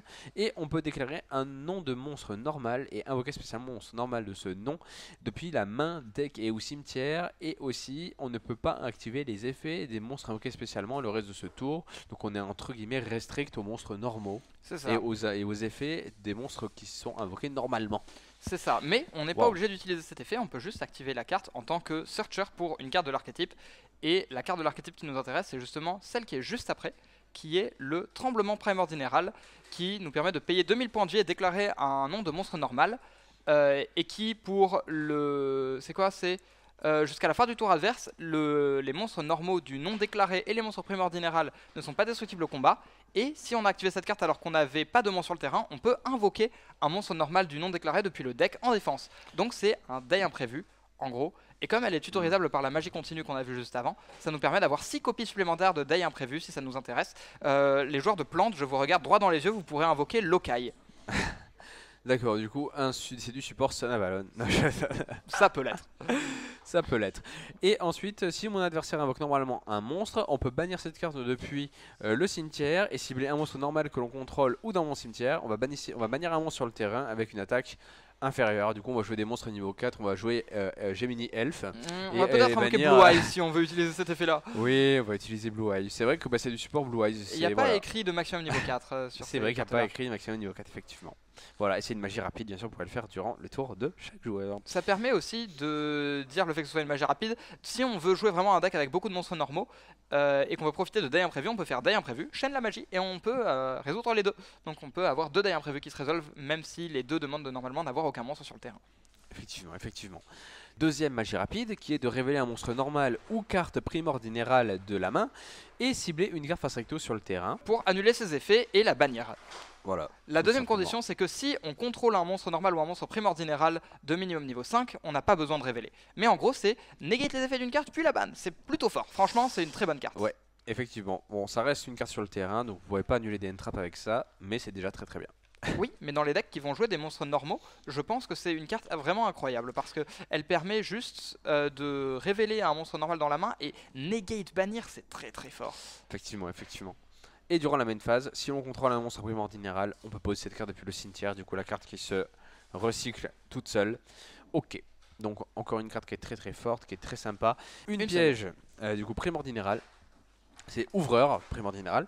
On va déclarer un monstre, un nom de monstre normal. On va déclarer l'argon blanc aux yeux bleus. On va appliquer cet effet. Si on ne contrôle aucun monstre, on peut invoquer spécialement un monstre normal du nom déclaré depuis le deck ou cimetière. Du coup, cette carte-là, elle dit Spell Blue Eyes. Ouais, entre autres. Voilà, je dis Blue Eyes, mais voilà, c'est pour que comme ça, au moins, vous comprenez bien. Et une fois que l'effet est appliqué, on reçoit. C'est quoi? On reçoit aucun dommage des combats entre les monstres, enfin avec nos monstres normaux et primordial. Et voilà. Et durant le tour de mon adversaire, on peut bannir cette carte depuis le cimetière et cibler un monstre normal que l'on contrôle ou dans le cimetière, prendre le contrôle d'un monstre contrôlé par mon adversaire avec une attaque supérieure jusqu'à la end phase. Et c'est là que ça nous intéresse peu d'avoir un Blue Eyes et qu'on voudrait plutôt avoir Lokai. Oui, quand vous voulez avoir le Lokai ou au Jamajon. Voilà. Au Jama En fait, Noir. c'était du support. Ah oui, au Jamanoir. Ouais, il est cool. Il est cool, je l'aime bien, je l'aime bien. Voilà, du coup, c'est les nouveautés primordiales. Donc, d'après toi, Je pense que ce il y sera aura des intéressant bons pour decks Plante spécifiquement parce que ça lui donne 6 copies supplémentaires de dés imprévus. Je pense aussi que avec la toolbox relativement intéressante des magies pièges et qu'elles sont toutes tutorisables par la magie continue, il y a peut-être des decks fun à jouer en local qui vont voir le jour à base de Vanilla Beatdown. Ça pourrait être intéressant et rigolo à voir parce que la toolbox des magies pièges est vraiment très intéressante. Ouais, et surtout, il y a un truc que j'aimerais bien dire, c'est que je trouve que les artworks, ça fait. J'ai l'impression que ça fait plus un délire à la Magic qu'à Yu-Gi-Oh! Tu vois, on dirait vraiment c'est des paysages, genre je sais pas, je trouve que c'est un autre style, tu vois. Je vois ce que tu veux dire. Tu vois ce que je veux dire? Ça fait vraiment un nouveau style graphique et je trouve ça plutôt cool. Ça peut être sympa. Voilà, ça peut être sympa, ouais. Ensuite, on va avoir du coup quelques cartes qui vont être dans plusieurs archétypes du coup on va commencer par une carte Ragnarika, on a parlé tout à l'heure. Magnifique. Très rapidement, Voilà, elle est pas incroyable. très rapidement, c'est une piège, du coup on peut l'invoquer spécialement comme un monstre normal qui sera Plante Ténèbres, niveau 4, attaque 1600, défense 0. Et cette carte est toujours aussi une piège forcément. Puis si on contrôle un monstre lien Ragnarika, on peut bannir maximum 2 cartes depuis le cimetière de mon adversaire. Ok. Durant la end phase, si cette carte est dans votre cimetière, vous pouvez mélanger 2 monstres insectes, plantes et ou reptiles de votre cimetière ou bannissement dans le deck. Et si on le fait, on peut poser cette carte. Ok, la carte et en plus elle revient. Ouais, en gros c'est un double Didicro pour Ragnarika. C'est pas mal. Ok, voilà. Bon, ça reste une piège. La mécanique est plutôt malheureusement lente, mais bon, si on. Elle est tutorisable. Elle est tutorisable, on peut un peu la mettre tour 1, du coup ça va. Ensuite, on va avoir du support pour Tempai Dragon. Ouais. Alors celle-là, on peut limite l'ignorer parce qu'elle ne sera jamais jouée. Parce que c'est une carte qui a un effet pour réinvoquer les monstres qu'on détruit au combat chez nous, ce qui sert pas à grand chose. Et elle a un effet qui dit durant la end phase, payez 1000 points de vie pour poser une magie piège sans gun depuis le cimetière. Alors je vais pas vous mentir que si en jouant Tempai on arrive à la end phase, en général on a perdu. Ouais. Donc on peut vraiment ignorer cette carte, c'est une magie continue, voilà. Rien d'incroyable. Donc même si vous jouez Tempai, vous ne la jouerez probablement pas. Ah, sûrement pas. Voilà. Ensuite on va avoir Lacrima, la tristesse écarlate. Nouveau support Finsmith, donc c'est dans la continuité de ce qui avait déjà été sorti. Évidemment. Exactement. Et bah pour le moment on n'avait qu'un seul monstre Finsmith de main deck qui était The Finsmith. Maintenant on en a un autre qui est Lacrima, la tristesse écarlate, qui est toujours traité comme une carte Finsmith. Elle dit que si elle est invoquée normalement ou spécialement, on peut envoyer une carte Finsmith du deck au cimetière. Alors ça permet d'envoyer The Finsmith et ça veut dire que c'est une meilleure target potentiellement à Requiem parce que Requiem jusque là il invoquait The Finsmith et ensuite il fallait trouver un moyen de le mettre au cimetière. C'est là qu'intervenait Necroquip Princess pour pouvoir le réinvoquer. Là on peut juste invoquer Lacrima et on a le Finsmith au cimetière qui recycle le Requiem pour ce spé et on a du coup potentiellement l'accès à plus de démons lumière et c'est plus facile d'invoquer des monstres comme par exemple Desirae. Et des choses comme ça, donc c'est en plus une bonne normal summon puisque c'est un démon lumière qui permet de faire Requiem après. Et durant le tour adverse, si cette carte est dans le cimetière, vous pouvez cibler un lien Finsmith dans le cimetière, mélanger cette carte dans le deck et invoquer spécialement le monstre. Ce qui permet de faire encore du grind. Dans le pire des cas, on peut utiliser cet effet pendant la end phase de l'adversaire pour récupérer un monstre lien, pour commencer avec un body supplémentaire, et comme ça remélange dans le deck, c'est encore du recyclage. Donc ça c'est pour Lacrima, qui est une carte qui fait penser au niveau de l'artwork un petit peu à Misa Amane de Death Note. Oui, c'est vrai, effectivement. Ouais. J'avoue, elle est blonde. Il n'y a pas exactement que ça, mais oui. Oui. Et on a une nouvelle lien 3 qui est Agnus Dei du démon forgeron. C'est une lien 3 qui demande 2 monstres ou plus, incluant un lumière démon. Mais non, imaginez une condition d'invocation différente. Qui dit une fois par tour, effet rapide, vous pouvez cibler un monstre non lien lumière démon dans le cimetière. On l'invoque spécialement, puis lui-même va s'équiper du terrain à la cible. Comme une magie d'équipement qui lui donne 600 d'attaque pour chaque classification lien des monstres équipés. C'est un peu le gimmick un peu bizarre des Finsmith. Et si le monstre équipé attaque un monstre en position de défense, ça inflige des dommages perçants. Alors l'intérêt principal que ça va avoir, ça va être avec par exemple le Désiré, de faire par exemple un séquential à lien 2 qui va pouvoir invoquer Désiré, et ensuite peut-être qu'on a envie d'utiliser l'effet de Désiré, d'envoyer une carte du terrain au cimetière en faisant une lien avec. Donc on va pouvoir invoquer Agnus Dei ici pour activer l'effet de Désiré et d'envoyer une carte au cimetière, puis on va avoir l'effet de Agnus Dei depuis le terrain. On va vouloir reborn Désiré, puis se l'équiper, ce qui va lui faire plus 1800 d'attaque, puis on a l'effet de Sequencia du cimetière qui peut s'équiper également à Désiré pour lui faire plus 1200 d'attaque grâce à l'effet de Agnus Dei, ce qui veut dire qu'il va avoir à ce stade oui, 1800 d'attaque plus 1200, et il va avoir un bonus de 3000 d'attaque, donc il a 5800 d'attaque à ce stade, et comme il a un total de 5 marqueurs liens équipés, il peut annuler 5 effets de cartes sur le terrain sans les cibler, il n'est pas ciblable grâce à Sequencia, et il perce def. Donc ça permet d'avoir des grosses loupes à partir des Finsmith, ça peut aussi dodge des choses comme les bestiales peut-être. Ok. Donc disons que ça va donner un petit peu plus de stealing à l'engine, dont elle n'avait pas besoin, je tiens à le préciser quand même. Mais par contre, ce qui pourrait être cool, c'est potentiellement jouer plus un deck Finsmith pur, ce qui n'était pas vraiment faisable avant, ou très compliqué. Bon, c'est du support Snake Eye quoi. Allez. Non, Non. c'est plus du support Yubel que Snake Eyes si on veut aller par là. Donc, parmi les meilleures cartes qui vont sortir. C'est des très très bonnes cartes. C'est des très bonnes cartes, ouais. Bon, là, on va attaquer quelques autres cartes qui vont. Voilà, c'est quelques cartes qui sont entre guillemets un peu presque toutes seules pour certains decks. Donc, pour commencer, on va avoir du coup du support Memento. Ouais. Voilà, avec le Haki Héron. Hein. C'est une très très bonne carte parce que il va taper dans les forces du deck et essayer de combler ses faiblesses. En gros, il permet aux monstres d'attaquer directement, les gros monstres, ce qui est pas nécessaire, mais pas mal, pourquoi pas. Surtout, il dit que s'il est détruit par un effet, il peut récupérer une carte Memento du cimetière ou de la zone bannie, ce qui est très fort pour récupérer la magie de fusion, par exemple, qui est une des meilleures cartes jamais prises dans Yu-Gi-Oh! Et il dit aussi que si des cartes Memento sont détruites tant qu'il est dans le cimetière, il peut se respect. Donc c'est un extender qui va permettre de récupérer encore des cartes. C'est une très bonne carte pour Memento. Ok. J'avoue, je connaissais. Enfin, le concept des Memento, tu vois, de prendre des vieux monstres et de les rendre jouables, Oui. franchement, c'est plutôt sympa. Mais j'avoue, le deck en lui-même. Le deck en il m'a lui-même est très jamais, compliqué. Ouais. Mais il y a je fais genre je suis surpris, mais je savais. Il y a du Ceinturion, du Il y a support 2 cartes Centurion voilà. qui sont très très fortes. Du coup, un monstre et une synchro. Donc, la première, le monstre, du coup, lorsque mon adversaire active un effet de monstre en minimum maillon 2 de la chaîne. Ça veut dire qu'il répond à quelque chose avec un effet de monstre. Ok. Vous pouvez activer cet effet. L'effet activé devient votre adversaire place un monstre Centurion depuis son terrain face recto ou son cimetière dans sa zone magie piège comme piège continu face recto. Et aussi, vous ne pouvez pas invoquer spécialement Ceinturion Simela le reste de ce tour. En gros, Ok. c'est à la Yubel. Quand l'adversaire active un effet, on change l'effet. Et C'est ça, horrible. d'ailleurs, comme. Je trouve ça horrible comme mécanique. Je Oui, suis désolé, mais ça a un avantage, horrible. c'est que ça affecte les monstres non affectés. C'est qu'en fait, je sais pas, c'est comme si tu réécrivais la carte. Oui. En vrai, Oui, ça, oui, c'est oui. vraiment le genre de délire que j'aime vraiment pas. Je pense que c'est peut-être un petit peu trop poussé. D'un autre côté, là ça va parce que c'est une carte qui est difficilement abusable, parce que c'est une normal summon niveau 4, non synthoniseur pour Centurion, c'est compliqué. Donc je pense que c'est ok de lui laisser. Par contre, ça lui donne quelque chose de potentiel pour se protéger de certaines entrappes. Donc pourquoi pas. Après, les entrappes dont il va se protéger, c'est celles qui lui faisaient déjà pas trop mal, je pense. Donc c'est une bonne carte, mais rien d'incroyable. Ce qui est vraiment incroyable, par contre, c'est Centurion Primera Primus, qui est une synchro 8, complètement générique. Ok, et du coup, c'est complètement générique comme tu l'as dit. Et cette carte invoquée spécialement, déjà, ne peut pas être détruite au combat, sauf si elle a été invoquée depuis l'extra deck. Donc ça veut dire qu'on va l'invoquer de l'extra deck une fois, elle peut être détruite, et ensuite quand elle a un effet pour revenir, et quand elle revient, elle pourra pas être détruite. Ah oui, d'accord, ils sont allés jusque là. Donc, si cette carte est invoquée par synchronisation, on peut ajouter une carte embléma depuis le deck ou cimetière à notre main, puis on peut détruire une carte sur chaque terrain. Et ça Ok. rend le support Centurion de la dernière ou l'avant-dernière extension, je crois que c'est la dernière, plus intéressante parce qu'on a du support Centurion qui fonctionnait avec les cartes embléma mais qui demandait d'aller les draw, ce Ouais. qu'on avait du mal à faire. Maintenant on peut les tuto. Pour les tutos, et d'ailleurs, du coup, on va pouvoir la détruire elle-même pour faire son deuxième effet.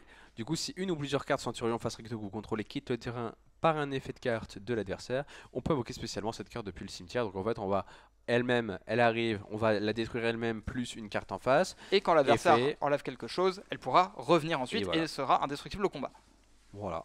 Donc c'est plutôt très fort effectivement. Peut-être Centurion, un très bon deck prochainement. On va avoir une petite carte Valmonica aussi. Ouais, j'aime beaucoup Valmonica, mais celle-là, je suis pas convaincu. T'es C'est pas juste une convaincu. contre-piège qui dit qu'elle annule une magie piège ou un effet de monstre si on contrôle un Mhm. lien Valmonica. Le problème, c'est que c'est une carte qui n'ajoute pas de consistance au deck, qui ne lui ajoute pas de play Ouais. supplémentaire, et son effet du cimetière qui se bannit pour recycler des cartes Valmonica et piocher une carte pour chaque 3 cartes recyclées, sachant qu'on recycle des cartes en fonction du nombre de compteurs. C'est des effets qui s'entendent, Mm. mais le problème c'est que c'est une contre-piège, c'est pas ça dont le deck a besoin, et elle fait pas prendre de dégâts ni gagner de points de vie, et c'est Ouais. encore une fois ça que le deck recherche. Donc ça fait Bah, plaisir là- d'avoir une contre-piège, mais c'est pas une carte incroyable. Là, le deck n'avait pas besoin forcément de cette carte là. La carte est très bien, mais le deck a besoin de consistance plus que Oui, de. de consistance et surtout de moyens de gagner des points de vie et prendre des dégâts. Par contre, l'avantage c'est que si on se retrouve avec encore une vague de support Valmonica plus tard, dans ce cas-là, ce sera intéressant. Effectivement, on va voir ce que ça donne au futur parce que des counter traps, c'est généralement ça rend les archétypes plutôt cool. Bah, ça Surtout veut dire si que on peut les poser tour 0. c'est ça, l'avantage c'est que le tour 1 devient moins sensible à Evenly. Et maintenant, on se Ouais. part sur le deuxième archétype haut du set. Et vous voyez depuis tout à l'heure pourquoi est-ce que j'ai dit que c'est que de la théorie si le set est fait pour supporter les archétypes hauts, parce qu'il n'y en a que deux. Il y a les Sharks et il y a ici tout ce qui va être Atlantean et Mermaid. C'est un archétype assez fan favori, effectivement. Il y a beaucoup de gens qui Ouais. aimaient beaucoup ce deck à l'époque et beaucoup de gens qui le détestaient aussi à l'époque. Oui. Donc il y a du support pour ça. Je te laisse présenter tout ça. Voilà, du coup, on va commencer déjà par un monstre niveau 3 qui sera Sanctuabyss, l'esprit de l'Atlantide. J'aime beaucoup le nom, l'esprit de l'Atlantide, c'est très. Ok. Ouais, bah, c'est Ouais. Atlantean quoi. Ouais, oui. Mais oui, c'est. l'esprit de l'Atlantide. Je suis d'accord. Du coup, on va pouvoir. Bon, déjà, elle est toujours traitée comme une carte sirène mur. Oui. Donc cette carte-là. En fait, dans le nouveau support, il y a deux monstres. Il y a un Atlantean qui est traité comme un Mermaid et un Mermaid qui est traité comme un Atlantean. Ce qui veut dire Ah. que les deux font partie des deux archétypes. C'est tellement beau. Bah, les deux archétypes ont toujours été joués ensemble, donc bon, ça fait Ouais. sens. Mais au moins, il y a du sens et de la cohérence même dans le lore du coup. Et on va pouvoir sacrifier cette carte depuis la main. Et un monstre Atlantide ou sirène mur depuis la main ou terrain, et prendre un monstre poisson, serpent de mer ou aqua de niveau 7 depuis le deck, et soit on va l'ajouter à la main, soit on va l'invoquer spécialement, mais on ne peut plus invoquer spécialement, sauf des monstres hauts de l'extra deck le reste de ce tour, d'accord. Oui, alors je vais juste faire une petite parenthèse. Vas-y. Cette carte risque d'invoquer spécialement Colacante depuis le deck. Colacante est un monstre poisson de niveau 7 qui peut défausser une carte et invoquer 4 poissons depuis le deck. Voilà, du coup, si vous aimez les poissons, Si vous aimez mais- invoquer 5 monstres depuis votre deck en une seule carte, ça peut être pas mal. Ouais, ok, Mm. voilà, du coup, si vous. Effectivement, c'est pas mal. Mais c'est pas tout, parce que durant le tour de mon adversaire, en effet rapide, je peux bannir cette carte depuis le cimetière et défausser une carte au cimetière. Oui, bah défausser, de toute façon, ça va au cimetière. Et on peut piocher une carte. Voilà, bon, petit effet sympa en plus, un goodies. Oui, sachant Ok. que cet effet-là, il n'est pas spécialement intéressant par rapport à la pioche, même si c'est toujours bien de piocher des cartes. Il est intéressant parce que c'est un effet qui peut, en effet rapide, envoyer une carte Mermaid ou Atlantean, surtout Atlantean en fait, en coste d'un effet de monstre haut. Parce que je rappelle, la mécanique des Atlantean, c'est qu'ils vont avoir des effets qui vont trigger quand ils sont envoyés en coste pour un effet de monstre haut. Ouais, du Et coup, ça nous fait- permet de les activer pendant trigger. le tour adverse pour détruire des cartes, entre autres. Ok. Et on va avoir ensuite encore une carte, du coup, cette fois-ci Sirène Mur, le garde du corps de l'ombre Sirène Mur. Donc cette carte est toujours traitée, comme tu l'as dit, comme une carte Atlantide. On peut défausser une carte et le niveau de tous les monstres hauts que l'on contrôle actuellement deviennent 7 jusqu'à la fin de ce tour parce que les Atlantéennes, les Sirènes Mur et tous les. Voilà, c'est que des X67, on va dire, les boss monsters. Il y a une X3, mais les La deux boss monsters, majorité. il y a deux X7. Oui. Voilà, donc ça a du sens. Et si cette carte est envoyée au cimetière pour activer un effet de monstre haut, on va pouvoir invoquer spécialement un monstre Atlantide ou Sirène Mur de maximum niveau 4 depuis le deck. Et aussi, on ne peut pas invoquer spécialement de monstre haut exclu, bien sûr, depuis l'extra deck pour le reste de ce tour. Du Et coup, c'est on là est que- restrict. C'est là que j'ai dit par exemple quand il est envoyé au cimetière pour activer un effet de monstre haut, les Atlantéans ils peuvent faire des effets. Donc lui il invoque un monstre du deck. C'est Voilà. un des meilleurs effets qu'il y a dans les Atlantéans, hein, je précise quand même. Ouais. Euh, Effectivement, c'est pas mal du Ces tout. deux cartes sont quand même leurs effets limités à une fois par tour, ce qui n'est pas forcément le cas de toutes les anciennes. Il y a du très bon support. Et en parlant d'Xyz 7, on va parler de Poséidra Abyss, la divinité dragon de l'Atlantide. Donc un monstre, bien sûr, Xyz de rang 7, donc il faut 3 monstres de niveau 7.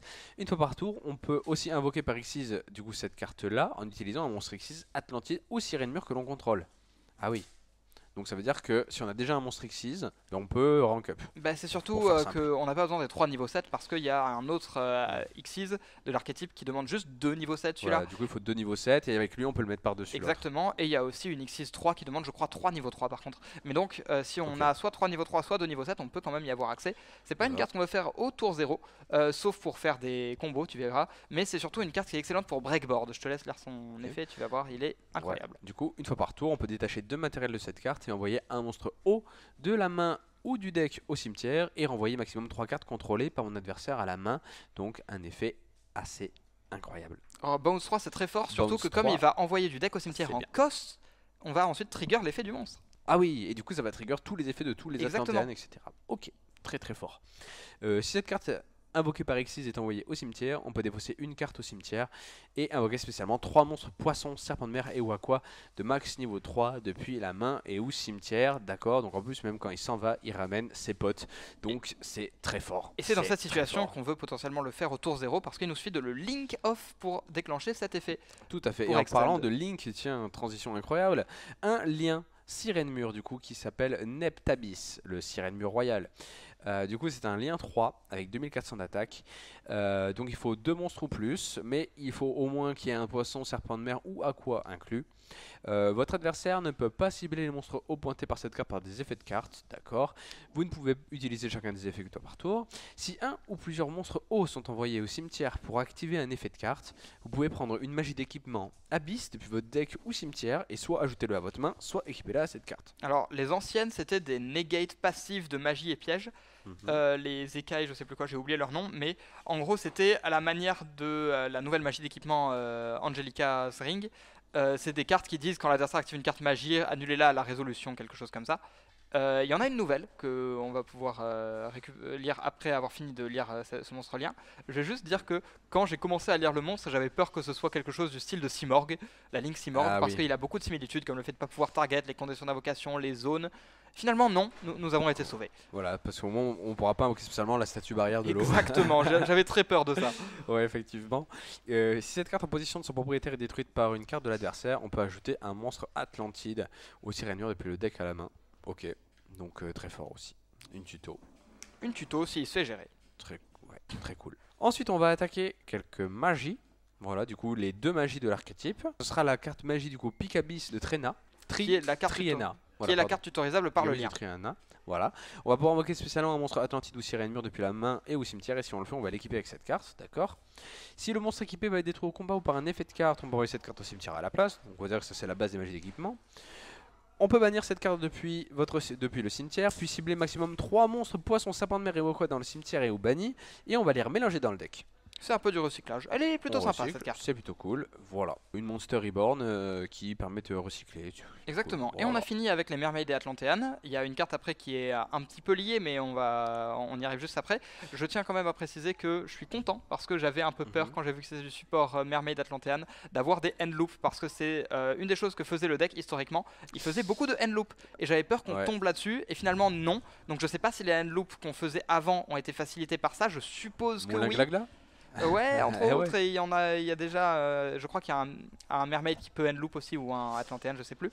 Ouais. Mais j'espère que ce sera pas trop facile de faire ça. Déjà, le nouveau support ne le fait pas, c'est une bonne nouvelle. Ouais, bah après, ça serait surtout le danger sera surtout pour les rock decks parce que je pense que même les nouveaux decks, si tu envoies ça la main au cimetière, genre le cimetière c'est tellement plus comme c'était avant qu'il y a Ça un monde, il y a dépend des decks. il y a des decks qui jouent quand même. Ça dépend du deck. C'est mais oui, pas sûr. aussi fort qu'à l'époque, tu vois. Genre, Bien je pense. sûr, bien sûr, bien sûr. Voilà. Du coup, dernière carte plutôt sympa qui a un lien quand même avec ce qu'on a vu avant. Du coup, c'est le tumulte de la mer et des flammes. Donc, on va activer un de ses effets. On va défausser un monstre haut au cimetière et cibler un monstre face recto contre votre adversaire et le détruire. Et on va pouvoir Ou alors soit du coup faire ça, soit détruire un monstre feu de la main et piocher une carte. Ok. Bon, on peut détruire Spinny, hein, trop, hein, ok, trop Hmm. bien. Non, en général, c'est pour les Fire King parce que avec le Oui. deuxième effet, ça peut être intéressant. Oui, parce qu'Instantané Fire King, Disons que y l'idée a un ce lore, serait quoi. de détruire un monstre feu dans la main pour piocher une carte et trigger l'effet du monstre qu'on a détruit potentiellement. Si on a détruit par exemple un Kirin, on peut aller activer son effet pour aller invoquer un autre Fire King et détruire une carte sur le terrain, ce qui veut dire qu'on aura pioché une carte, détruit une carte, invoqué un monstre, on n'a pas normal summon. On a aussi le deuxième effet qui dit que si seulement l'adversaire contrôle un monstre, on peut la bannir pour cibler un eau ou feu de niveau 7 ou 8 dans le cimetière et l'invoquer spécialement. Donc on peut s'en servir pour aller détruire un Sacred Garunix par exemple, piocher une carte, puis ensuite on la bannit, on reborn le Sacred Garunix, on trigger ses effets, ou alors on fait la même chose avec le Poséidra, ou plutôt en vrai les monstres Mermaid et Atlantean de niveau 7 et 8. C'est une carte qui est potentiellement intéressante en tant que tech de Go second dans ce deck là. Je pense que malheureusement on a plus intéressant, mais à débattre. Du très bon support, je trouve, pour Mermail. Maintenant, nous allons passer à un des archétypes préférés de tout joueur Yu-Gi-Oh qui se respecte. Pas moi, vraiment pas moi. Un des archétypes préférés, je pense, de beaucoup de gens, qui sont les 6 samouraïs. Donc, Oui. on va avoir quelques cartes de support, notamment des nouvelles synchros en plus. Voilà, Oui. des nouvelles synchros, une magie et 2 monstres. Et Donc- c'est le dernier archétype dont on va parler. Après, ce sera que des single cards. Voilà. On y arrive, vous inquiétez On pas. y arrive, on y arrive. Du coup, on va avoir le moine anarchiste des 6 samouraïs. Donc, c'est un monstre niveau 3 qui est aussi synthoniseur. Si on contrôle un monstre 6 samouraïs, on va pouvoir le spé. Voilà, comme pas mal de 6 samouraïs qui existent déjà.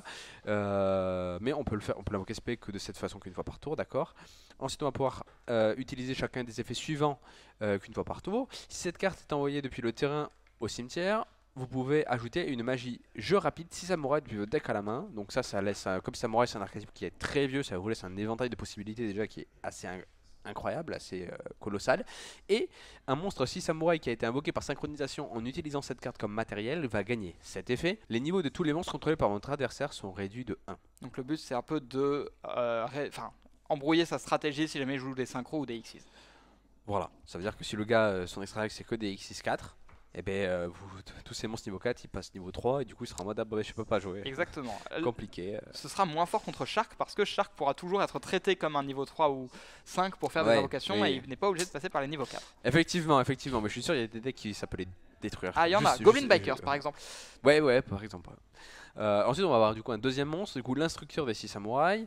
Donc c'est aussi un synthoniseur. Si on contrôle un 6 samouraï, on peut le spé comme l'autre. On ne peut invoquer spécialement, du coup cette fois-ci ce monstre que une fois de cette façon. Et ensuite, si cette carte est envoyée depuis le terrain au cimetière, vous pouvez ajouter une carte Rafale 6 depuis votre deck à votre main. Donc Rafale 6 qui est une des cartes dont lequel je parlais après. Oui. Voilà. Alors, Qui est même un archétype de carte 6 samouraï. exactement, il y a plusieurs cartes qui vont Il y a s'appeler plus- Rafale oui, 6. C'est ça. Donc vous pouvez en tuto une parmi soit la prochaine qu'on va parler, soit celle qui existe déjà. je sais pas s'il en existe déjà une. Ah ouais? C'est possible Ça me dit qu'ils aient quelque marqué ça chose. mais qu'ils comptent en sortir d'autres ou alors ça existe Ah. déjà et je dis n'importe quoi. Peut-être que ça existe déjà. Peut-être. Ça m'étonnerait pas, je Peut-être. connais pas bien ces samouraïs. Il me semblait que ça. Je sais pas pourquoi ça m'est pas inconnu, mais ouais. Ok, ah non, oui non ça existe, t'as raison. Il me semble que ça Oui existe. ça existe, ça existe. Un monstre 6 samouraï qui a été invoqué par synchronisation en utilisant cette carte comme matériel va gagner cet effet. Les monstres contrôlés par notre adversaire vont perdre 500 d'attaque. Bon, ça, on s'en fout. En fait, ça pense. devient assez intéressant si tu commences à accumuler. C'est comme Ouais, à ça l'époque dépend de le match-up, Tierlamen, quoi. qui était un des decks les plus forts du jeu, où en fait on avait le terrain qui boostait nos monstres de 500, puis Scream qui réduisait l'attaque des monstres adverses de 500. Et en fait, quand on additionnait ça, ça faisait toujours un différentiel de 1000 d'attaque, et il y avait beaucoup de games qui se jouaient là-dessus. Et tu vas Voilà. voir que comme il y a une synchro qui booste nos monstres de 500 d'attaque, en fait ça peut commencer à faire un différentiel très très important. C'est vrai. Bon, globalement, c'est les deux monstres qu'on vient de voir, ça va être des spé et des tutos. C'est plutôt pas mal. Plutôt très cool. Surtout qu'avec ce qui existe déjà en 6 samouraïs, ça peut être très bien. Donc là, on va avoir des retrains du coup des 6 samouraïs qui existent déjà. Voilà, donc en parlant d'un 6 samouraï du coup le plus iconique du coup de l'archétype, c'est Shien. Donc cette fois-ci il a le droit à une nouvelle carte synchro. Cette fois-ci ce sera pas le niveau 5 que tout le monde connaît, ce sera du coup un niveau 6. Donc il va falloir un synthoniseur guerrier plus 1 ou plus monstre 6 samouraïs non synthoniseur. Pas générique quoi. Voilà, du coup il est pas générique du tout, mais si cette carte est invoquée par synchronisation, vous pouvez ajouter un monstre 6 samouraï ou monstre à effet Shien depuis votre deck ou cimetière à votre main. Donc ça déjà c'est incroyable déjà. Parce qu'une tuto aussi forte, ça c'est très cool. Une fois par tour, lorsque votre adversaire active un effet de monstre, on peut annuler l'activation et si on le fait, on va détruire le monstre. Donc ça peut très bien negate H sans problème. Oui, et le problème c'est que Shien aussi, l'original, annulait les magies pièges. Et donc on se retrouve avec un deck qui va pouvoir negate des monstres et des magies pièges. C'est vraiment un deck qui va avoir beaucoup de negate. Très bien. Pas cool. Moi j'aime bien. En plus l'Arthur qu'il est classe, il est stylé. Ah ça oui, je vais pas dire le contraire. Il lève ses ailes. Mais le gameplay, moi, me pose un petit peu problème. Donc si cette carte sur le terrain va être détruite au combat ou par un effet de carte, on peut détruire un autre monstre que l'on contrôle à la place. Ok. Donc en plus il a une certaine protection, donc ça c'est cool. On va passer à un 6 samouraï qui n'avait pas eu de synchro jusqu'à présent, si je dis pas de bêtises. Du coup ça va être Enishi, parmi les premiers 6 samouraïs qui sont sortis. Du coup il y avait Shien, mais là il y a Enishi. Donc Enishi qui existait déjà en version classique, monstre à effet quoi. Il se retrouve avec une nouvelle synchro du coup qui sera aussi niveau 6. Cette fois-ci générique, un synthoniseur plus un monstre non synthoniseur. Oui. Monstre plus. Donc les monstres guerriers que l'on contrôle vont gagner 500 d'attaque et de défense durant la battle phase. Donc ok, bon, très bien. C'est ce dont je parlais tout à l'heure avec le fait que ça va se cumuler avec la perte de 500 de l'effet du monstre avant, qui peut commencer à faire un différentiel vraiment très important. Tout à fait. Et ensuite, on va avoir deux effets. Du coup, si cette carte est invoquée par synchronisation, on peut bannir un nombre de mon choix de 6 samouraïs depuis le cimetière et cibler autant de monstres contrôlés par mon adversaire et les renvoyer à la main. Ok, ça je trouve ça très fort parce qu'en plus ça rajoute une mécanique qui n'y avait pas trop dans les 6 samouraïs avant. Pas de bêtises, de bounce, truc comme ça, c'est pas cool. Que je sache, non, effectivement. Et si cette carte est envoyée au cimetière, on peut invoquer spécialement un de mes monstres 6 samouraïs bannis. Donc très bien, on va bannir des 6 samouraïs pour bounce et en plus s'il dégage, on peut ramener ses potes, donc c'est cool, c'est très bien. Je trouve que la synchro est très cool. Pourquoi elle est générique? Parce que ça marche vraiment qu'avec les 6 samouraïs quoi, donc voilà, des synchros 6 génériques, il y en a des mieux, mais en tout cas celle-ci elle rentre très bien dans le deck 6 samouraïs, j'aime beaucoup. Voilà, et on va du coup avoir une nouvelle magie, du coup Rafale 6, du coup une magie 6 samouraï. Donc une magie jeu rapide, on va appliquer un de ses effets, ou si on contrôle minimum 2 monstres 6 samouraï, on peut faire même les deux dans l'ordre. Le premier c'est qu'on va spé un 6 samouraï avec maximum 2000 d'attaque depuis la main ou cimetière, donc quasiment tout l'archétype, et changer un monstre avec maximum 2000 d'attaque contrôlé par mon adversaire en position de défense face verso. D'accord. Donc face verso, l'avantage c'est que c'est une vraie interruption comme c'est une magie rapide. Et Book of Moon c'est pas une mauvaise carte comme carte d'interruption. Elle est des fois jouée dans des formats en tant que vraie carte d'interruption dans Engine. Donc le fait d'en avoir une tutorisable ici c'est très intéressant, sachant qu'elle a un autre effet en plus. C'est ça, Monster Reborn plus Book of Moon. Ok, très cool. Et durant la main phase, on peut bannir cette carte depuis le cimetière, cibler un monstre 6 samouraï dans le cimetière et l'ajouter à la main. Donc encore un effet cool. On peut utiliser qu'un seul des deux effets par tour. Par contre, donc, on peut pas se servir de cet effet de récupérer du cimetière en main pour extend au tour 0. Ce que je trouve une bonne chose dans le design. Pareil, ce que j'aime bien dans le design de ces cartes là par rapport aux anciens samouraïs, c'est qu'il y a des une fois par tour partout, il y a des once per turn. Donc on va pas se retrouver les voir s'invoquer spécialement à l'infini chacun. Le problème c'est que malgré le fait que eux aient des once per turn, les anciens n'en ont toujours pas. Donc c'est peut-être un petit problème, on verra. Effectivement. Donc maintenant qu'on a fini de parler des 6 samouraïs, je pense que le deck, je pense qu'il reçoit de très bonnes cartes de support. Est-ce que ce sera encore est-ce que ce sera jouable oui ça c'est sûr. Est-ce que ce sera méta? Je pense pas non plus. Il y a tellement de trucs abusés qu'on a même pu voir dans cette vidéo que je pense que c'est cool d'avoir du support, mais bon, ça les rend pas pour autant tier 0, loin de là. C'est ça. Et on a fini. Voilà. On a fini avec les archétypes. Ouais, ça, on va passer au single card. C'est ça. Donc là, il va y avoir plusieurs single cards, dont une qui va être une des cartes les plus, je pense, attendues de Yu-Gi-Oh! Franchement, là, la carte qu'on va vous présenter là, maintenant, qui arrive, c'est une des cartes les plus attendues de tout le jeu. Ça fait 1 an qu'on sait que la carte est annoncée et on est tous impatients de la voir. C'est bien évidemment le Pilote Union. C'est une carte incroyable qu'on est tous impatient d'avoir pour enfin pouvoir jouer avec en TCG parce qu'ils l'ont en OCG et ça a cassé la méta. Ça a cassé la méta, notamment aussi en combinaison avec le deck Ojama et la carte Ojama Simulation qui permet de révéler du coup un monstre lumière, du coup union aussi de l'extra deck. Tu vas révéler ABC, en fait tu vas bannir des monstres Ojama du coup égal au nombre de matériel. Donc comme il y a A, B et C, on va bannir Ojama jaune, vert et noir. Du coup on va pouvoir spé A, B et C et en fait avec toute la loupe etc. on va pouvoir utiliser du coup cette carte là. Le Pilote Union pour aller ajouter la jambe gauche de l'interdit du deck à la la main et ensuite Voilà. l'invoquer normalement, ce qui nous fait un monstre à 200 d'attaque pour beat down l'adversaire pendant plusieurs tours. C'était Et ça, franchement c'est fort. incroyable. C'était, voilà, ça a bouleversé la méta. Voilà. Ça fait 2 heures de vidéo, j'en ai marre. Oui, Bon, ça commence allez. à être long au tournage. Je sais pas si vous vous Ouais. rendez compte de chez vous. C'est ça. Du coup, on attaque un pilote union, du coup une nouvelle carte union pour faire des trucs plus simples ou plus rapides Ouais, que la base. pour faire ça très simplement, Voilà. on peut l'équiper du deck avec le terrain ABC, faire son effet. Alors en gros, il y a des petits combos nouveaux, mais c'est rien d'incroyable. Voilà, en gros c'est ABC en plus facile. Ok, très bien.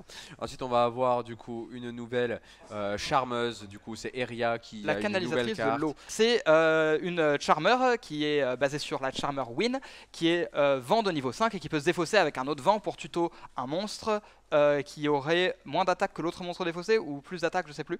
Mais en gros, ici, c'est la même carte littéralement pour Eria. Et pour le moment, on n'avait que Win parmi les 6 Charmers, donc on devrait avoir toutes les cartes. Toute la Le truc, c'est que panoplie. à chaque fois, elles nous lock dans leur attribut, donc ce sera jamais joué compétitivement. Mais pour ce qui est du lore et tout ce qui est les charmers et tout, j'aime beaucoup les cartes charmers dans le design.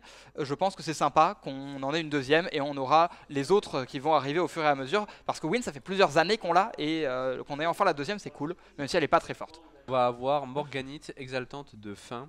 C'est quoi ces noms? Le reste de ce duel, on va appliquer les effets suivants. On ne peut pas activer d'effet de monstre dans la main. Vos monstres peuvent faire maximum 2 attaques sur des monstres durant chaque battle phase. Si votre monstre combat un monstre de l'adversaire, les dommages de combat qu'il inflige à mon adversaire sont doublés. Du coup, on peut bannir cette carte depuis le cimetière et ajouter une carte Morganite depuis le deck à la main et placer une carte depuis notre main en dessous du deck. Et là, ça va nous permettre de tuto l'ancienne Morganite qui, elle, est potentiellement intéressante dans des decks qui sont build autour. Et le problème, c'est que si on voulait build un deck autour, on n'en avait que 3 copies. Maintenant, avec celle-là, on a 6 copies potentiellement. Ce qui peut être intéressant si on veut vraiment build un deck autour. Ensuite, une carte piège qui va s'appeler Impulsion Dominus. Qui est une excellente carte. Voilà, si votre adversaire contrôle une carte, vous pouvez activer cette carte depuis la main, d'accord. Une piège du coup de la main. Lorsque une carte ou un effet qui inclut un effet qui invoque spécialement un ou plusieurs monstres est activé, annulez l'effet. Puis si vous avez une piège dans votre cimetière, vous pouvez détruire la carte. Si vous avez activé cette carte depuis votre main, vous ne pouvez pas activer les effets des monstres lumière, terre et vent le reste de ce duel. Exactement. En fait, Ok. c'est une carte qui vient contrebalancer la Dominus Purge de la dernière extension, qui, elle, annulait un effet qui ajoute une carte depuis le deck à la main. Et si on l'avait activé de la main, on ne pouvait pas activer les effets de monstres ténèbres, feu et water, le reste du duel. Et là, on a une autre carte qui annule un autre type d'effet, mais qui va nous restreindre des 3 autres attributs. Donc c'est intéressant d'avoir la deuxième aussi, c'est une entrap qui est cool, parce qu'elle nous donne des options supplémentaires en fonction du deck building. Ok, donc une carte intéressante. Exactement. Ensuite, on va avoir une carte magie continue. Du coup, ça va être Alliance de jetons. Donc, on va pouvoir sacrifier un monstre de mon choix de jetons, puis cibler un monstre avec 0 d'attaque que l'on contrôle. Et jusqu'à la fin de ce tour, il va gagner 1000 d'attaque pour chaque jeton sacrifié. Super Ojama Jaune, il va être boosté. La folie. Scapegoat avec Ojama Jaune, la nouvelle méta. La nouvelle méta.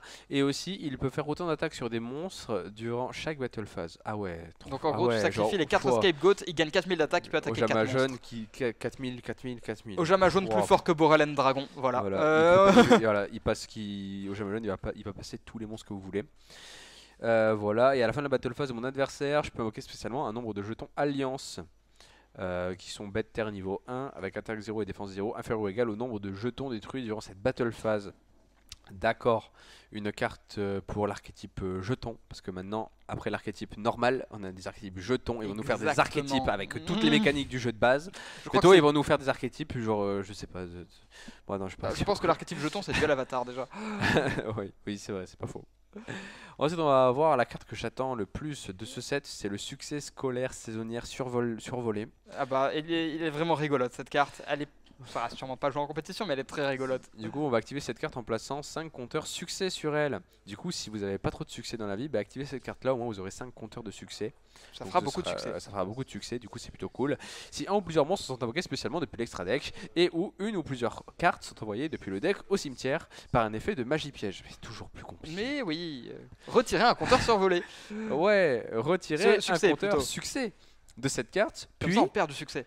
s'il n'y a aucun compteur succès sur elle, on va la détruire, et si on le fait, on va gagner 4000 LP. Trop bien. Et on pose rêve de une tout- autre de tout piège succès dueliste. scolaire du deck. Et on en piège, on en pose une autre, et voilà. Et ensuite... Attends quoi? Ah oui, et ensuite... Puis, si vous avez maximum une carte dans votre deck, vous gagnez le duel. Non. Il faut Ah avoir ouais. une carte dans le En- deck au maximum après ça. En vrai, c'est des barres. C'est pas très fort, mais c'est très très rigolo. Le dragon ultime de la fierté et de l'âme, c'est comme les sets d'avant où vous aviez le magicien de lien de l'unité, le dragon de la et le dragon de la fierté et de l'âme. Donc là, on a le dragon ultime de la fierté et de l'âme. Voilà. Donc elle est que en quartier dans la boîte. C'est des cartes qui sont plus là en mode ultra iconique, plus que pour être des vraies cartes. Celle-là, elle de est fou potentiellement malade. jouable. Du coup, vas-y, je te laisse présenter le. Celle-ci, allez, c'est Ouais, un monstre allez. fusion qui demande 3 monstres avec 2500 d'attaque et 2000, enfin avec 2500 d'attaque et 2500 de défense d'origine. D'accord. Donc on peut utiliser les 3 dernières prize cards si vous voulez, les 3 vanilla. Ah, ça sert à ça. Alors tu peux utiliser ça si tu veux, Les- si tu as gagné des YCS les 3 dernières années. Wow. Mais sinon, tu mais peux- c'était pour invoquer lui.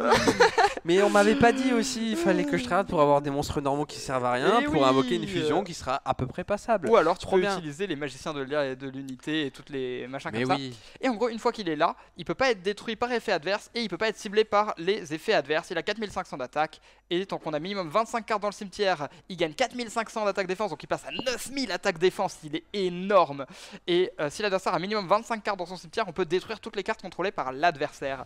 Yes. Donc voilà, il sert en gros à rien. Voilà, super. Il sert Par à contre, rien. Une carte qui sert à quelque chose potentiellement, le titan transitoire du Tartare. Vous connaissez le Tartare? Vous connaissez le steak tartare?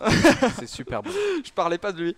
Moi j'aime beaucoup. Allez, on passe à la suite. Et non, puisque Non, celle-là est vas-y, une allez. carte intéressante. Et oui, une des dernières du set par contre. C'est une carte qui dit si elle est envoyée depuis le deck au cimetière, elle va envoyer autant de cartes que possible au cimetière qu'on contrôle. Et cet effet est obligatoire. Voilà, c'est-à-dire donc- que vous avez pas le choix. Vous êtes obligé de perdre tout votre board si elle va du deck au cimetière. Et ensuite, elle s'invoque spécialement. Puis elle envoie un nombre de cartes contrôlées par l'adversaire au cimetière inférieur ou égal au nombre de cartes envoyées au cimetière par cet effet. Donc, en gros, quand elle va au cimetière, effet obligatoire, on perd tout son board, elle revient, on enlève autant de cartes à l'adversaire qu'on en a perdu. Par contre, le catch, c'est que aucun joueur ne peut activer d'effet de monstre en réponse à l'activation de cet effet. Et donc, c'est une carte qui peut permettre potentiellement dans certaines situations de reverse un board. Je pense malheureusement que c'est trop aléatoire puisqu'elle doit être Ouais. envoyée du deck au cimetière pour être utilisée de façon voulue assez souvent. Et en général, il faut déjà un setup parce qu'il faut beaucoup de cartes sur le terrain à envoyer au cimetière pour pouvoir en profiter vraiment. Elle a un autre effet par contre, c'est que si elle est envoyée au cimetière sauf depuis le deck, on peut envoyer une carte de la main au cimetière pour envoyer une carte du terrain au cimetière. Et cette fois, c'est un effet beaucoup plus intéressant parce qu'en la défaussant de la main, on peut juste discard 1, envoyer une carte au cimetière sans cibler, sans détruire. C'est un removal qui est intéressant de ce côté-là. On a petit mage magie. Alors lui, c'est en effet rapide, il sacrifie un lien ou un cyburst pour ce spé et il a 400 d'attaque pour chaque classification lien dans le cimetière. Donc il peut monter au rien d'incroyable, c'est un cyburst, mais il doit sacrifier quelque chose pour s'invoquer. Il peut permettre de dodge des choses et d'avoir beaucoup d'attaques, mais il sera jamais joueur en compétitif. Dragon proto-étoile du vide. Celui-là il est intéressant, donc détruit 1 à 2 cartes et s'il est banni, il peut cibler un dragon lumière ou ténèbres de niveau 4, son niveau devient 8. Et là où il est intéressant, c'est parce que dans la dernière extension, on a eu des dragons support Light and Darkness Dragon, LAD de son petit nom pour les intimes, qui étaient des monstres qui bannissaient des dragons de niveau 8 de l'extra deck pour s'invoquer spécialement. Et l'un des problèmes de ces cartes, c'est qu'il n'y avait aucun dragon de niveau 8 intéressant à bannir depuis l'extra deck. Et ça c'en est un parce que maintenant il peut moduler le niveau de quelque chose quand il est banni, ça peut être intéressant et en plus ces dragons faisaient des fusions, ce qui permet d'invoquer ça potentiellement pour détruire des cartes. Donc ça c'est une carte qui rend ces dragons potentiellement utilisables. Ok, du coup, une carte fusion plutôt sympa. Oui. Ensuite, on va avoir Esvarog, Forgeur de l'Aube. Lui, il est intéressant, notre ami. Oui, Il a deux il têtes. demande 2 monstres lumière machine et Ok. quand il est invoqué Des par cyberdragons. fusion, il peut récupérer une carte fusion du cimetière à la standby d'après. Et quand l'adversaire active une carte magie piège ou un effet de magie piège, on peut bannir un lumière machine du terrain ou 2 lumières machines du cimetière pour negate l'activation. Il est intéressant, exactement comme tu l'as dit, dans Cyberdragon pour avoir une pièce sur le handboard supplémentaire, c'est plus ou moins tout. Ok, ensuite, on a Marie Volant. Qui est un monstre intéressant celui-là. Ok, du coup, il faut 2 monstres zombies. On peut cibler un monstre zombie de minimum niveau 5 dans le cimetière ou banni. On va placer cette carte face recto dans la zone magie et piège comme une magie continue. Et si on le fait, on va invoquer spécialement le monstre. D'accord, donc il va ramener des zombies. Oui. Si cette carte est une magie continue, on peut cibler un monstre zombie de minimum niveau 5 que l'on contrôle. On va détruire un monstre avec une attaque inférieure ou égale contrôlée par mon adversaire. Alors ça c'est une carte que j'aurais bien vu en tant que carte générique, je trouve un petit peu dommage pour... c'est la première fois que je dis ça, je trouve dommage que ce soit une carte restreinte à zombies alors qu'elle aurait pu être complètement générique et je pense qu'il n'y aurait pas eu de problème même si elle aurait été intéressante, mais c'est comme ça. Et Ok. dernière carte. Ah non, avant-dernière. Avant-dernière carte. Et du coup, avant-dernière carte, le souffle du dernier apporteur. Donc ça, c'est une staple. Cibler un monstre que vous contrôlez et une carte contrôlée par mon adversaire et les détruire en magie rapide. D'accord. Ok, bon ça... ok. Putain, pour une fois qu'il y a un effet simple. Oui, c'est simple. Et franchement, c'est pas mauvais. Je trouve que la restriction est peut-être même un peu trop importante de détruire un monstre. Mais Bah, il y a des decks comme Unchained ou Yubel où c'est pas forcément grave. Et le fait de pouvoir détruire n'importe ouais. quoi de manière générique, c'est vraiment intéressant. Bah, le truc, c'est que c'est intéressant, mais il y a marqué ciblé et il y a marqué détruire. Genre les deux trucs sur lesquels la majorité des cartes ne passent pas aujourd'hui. Alors Genre, tu vois, oui, tu peux d'un autre pas. côté, il y a marqué quelque chose aussi, c'est que c'est la première fois qu'on... Enfin, pas la première fois, mais c'est une magie rapide qui détruit n'importe quoi. Et ça, c'est quelque chose Ouais, qu'on attend depuis longtemps dans le jeu, une magie rapide qui dit cibler une carte sur le terrain, détruisez-la. Donc là, c'est ce qu'on a de plus proche pour le moment. ok. Et franchement, c'est pas mal, parce que l'idée, ce serait d'avoir une magie rapide qui pourrait remplir le rôle de Mystical Space Typhoon, de détruire des magies pièges, mais qui puisse aussi détruire des monstres, si jamais il n'y a pas de magie piège en face, parce que c'est ça le problème des backrow removal en main deck, c'est que s'il n'y a pas de backrow en face, elles servent à rien. Mm. Et ça, c'est une carte qui peut justement remplir ce rôle, c'est juste dommage que la restriction empêche certains decks de l'utiliser. Ok. Dernière carte du set, La carte la plus attendue, je pense, de cette édition, qui sera du coup sûrement en secret rare, vu que son bro, il était déjà en secret dans Info. Du coup, on va parler du nouveau, bien sûr, tant attendu Mulcharmy, Fuaros. Donc, vous connaissez l'ancien Mulcharmy, et bien celui-ci, c'est pareil, sauf que c'est lorsque l'adversaire invoque un ou plusieurs monstres depuis le deck et ou extra deck, vous allez Voilà. piocher une carte. Donc c'est maxé en TCG. en TCG, mais quand l'adversaire invoque depuis le deck et ou extra deck, on va pouvoir évidemment piocher une carte. Et ensuite, bon, il y a un effet un peu restrictif, faut pas avoir une main C'est de la exactement taille comme de la taille de ton deck. Purulia. C'est exactement Voilà, comme c'est la Purulia. même. Sauf qu'il va piocher pour d'autres, enfin pour les invocations du deck et de l'extra deck à la place des invocations de la main. Voilà. C'est une carte qui va warp le format, c'est-à-dire que tout le format va tourner autour d'elle. C'est une carte qui sera potentiellement jouée main deck, alors même qu'elle est absolument inutilisable en tant que carte de Go First parce qu'elle est tellement forte en Go Second. C'est une carte qui va potentiellement permettre de juste faire pass turn beaucoup de decks comme le fait Maxé en OCG et sur Master Duel. J'avoue personnellement j'ai pas hâte de jouer avec dans le format, mais Konami a décidé de la sortir. Avec un peu de chance on va la voir bannie un jour, mais pour le moment c'est Voilà, c'est comme la, ça, il va la falloir carte qui jouer va avec. changer le format. Voilà. Exactement. Bon, mais du coup on arrive à la fin de cette vidéo, enfin. En tout cas j'espère qu'elle vous a plu, elle est très complète. Maintenant vous connaissez quasiment tout sur l'édition La Rage des Abysses qui va sortir. Voilà, du coup un grand merci à toi Mathieu d'avoir été encore là avec moi du coup pour tout présenter. Et bien merci à toi pour l'invitation. Bah, écoute, avec grand plaisir. Voilà, on espère te voir faire du résultat à Lille. Ah, j'espère aussi me voir faire du résultat à Lille, tiens. Voilà, on sera là, toute l'équipe sera là pour te supporter bien sûr. N'oubliez pas du coup les avant-premières du coup La Rage des Abysses le 10 octobre et aussi le Triple Giant Winnerbox Rota qui aura lieu une semaine après. Voilà, bien sûr le samedi. Voilà, du coup n'hésitez pas à vous abonner à la chaîne, à nous dire en commentaire quelle carte vous attendez. Est-ce que vous avez hâte du prochain format? Est-ce que vous n'avez pas hâte du prochain format? N'hésitez pas à nous le dire. Voilà la vidéo la plus complexe sur Rota à présent. Et maintenant terminé.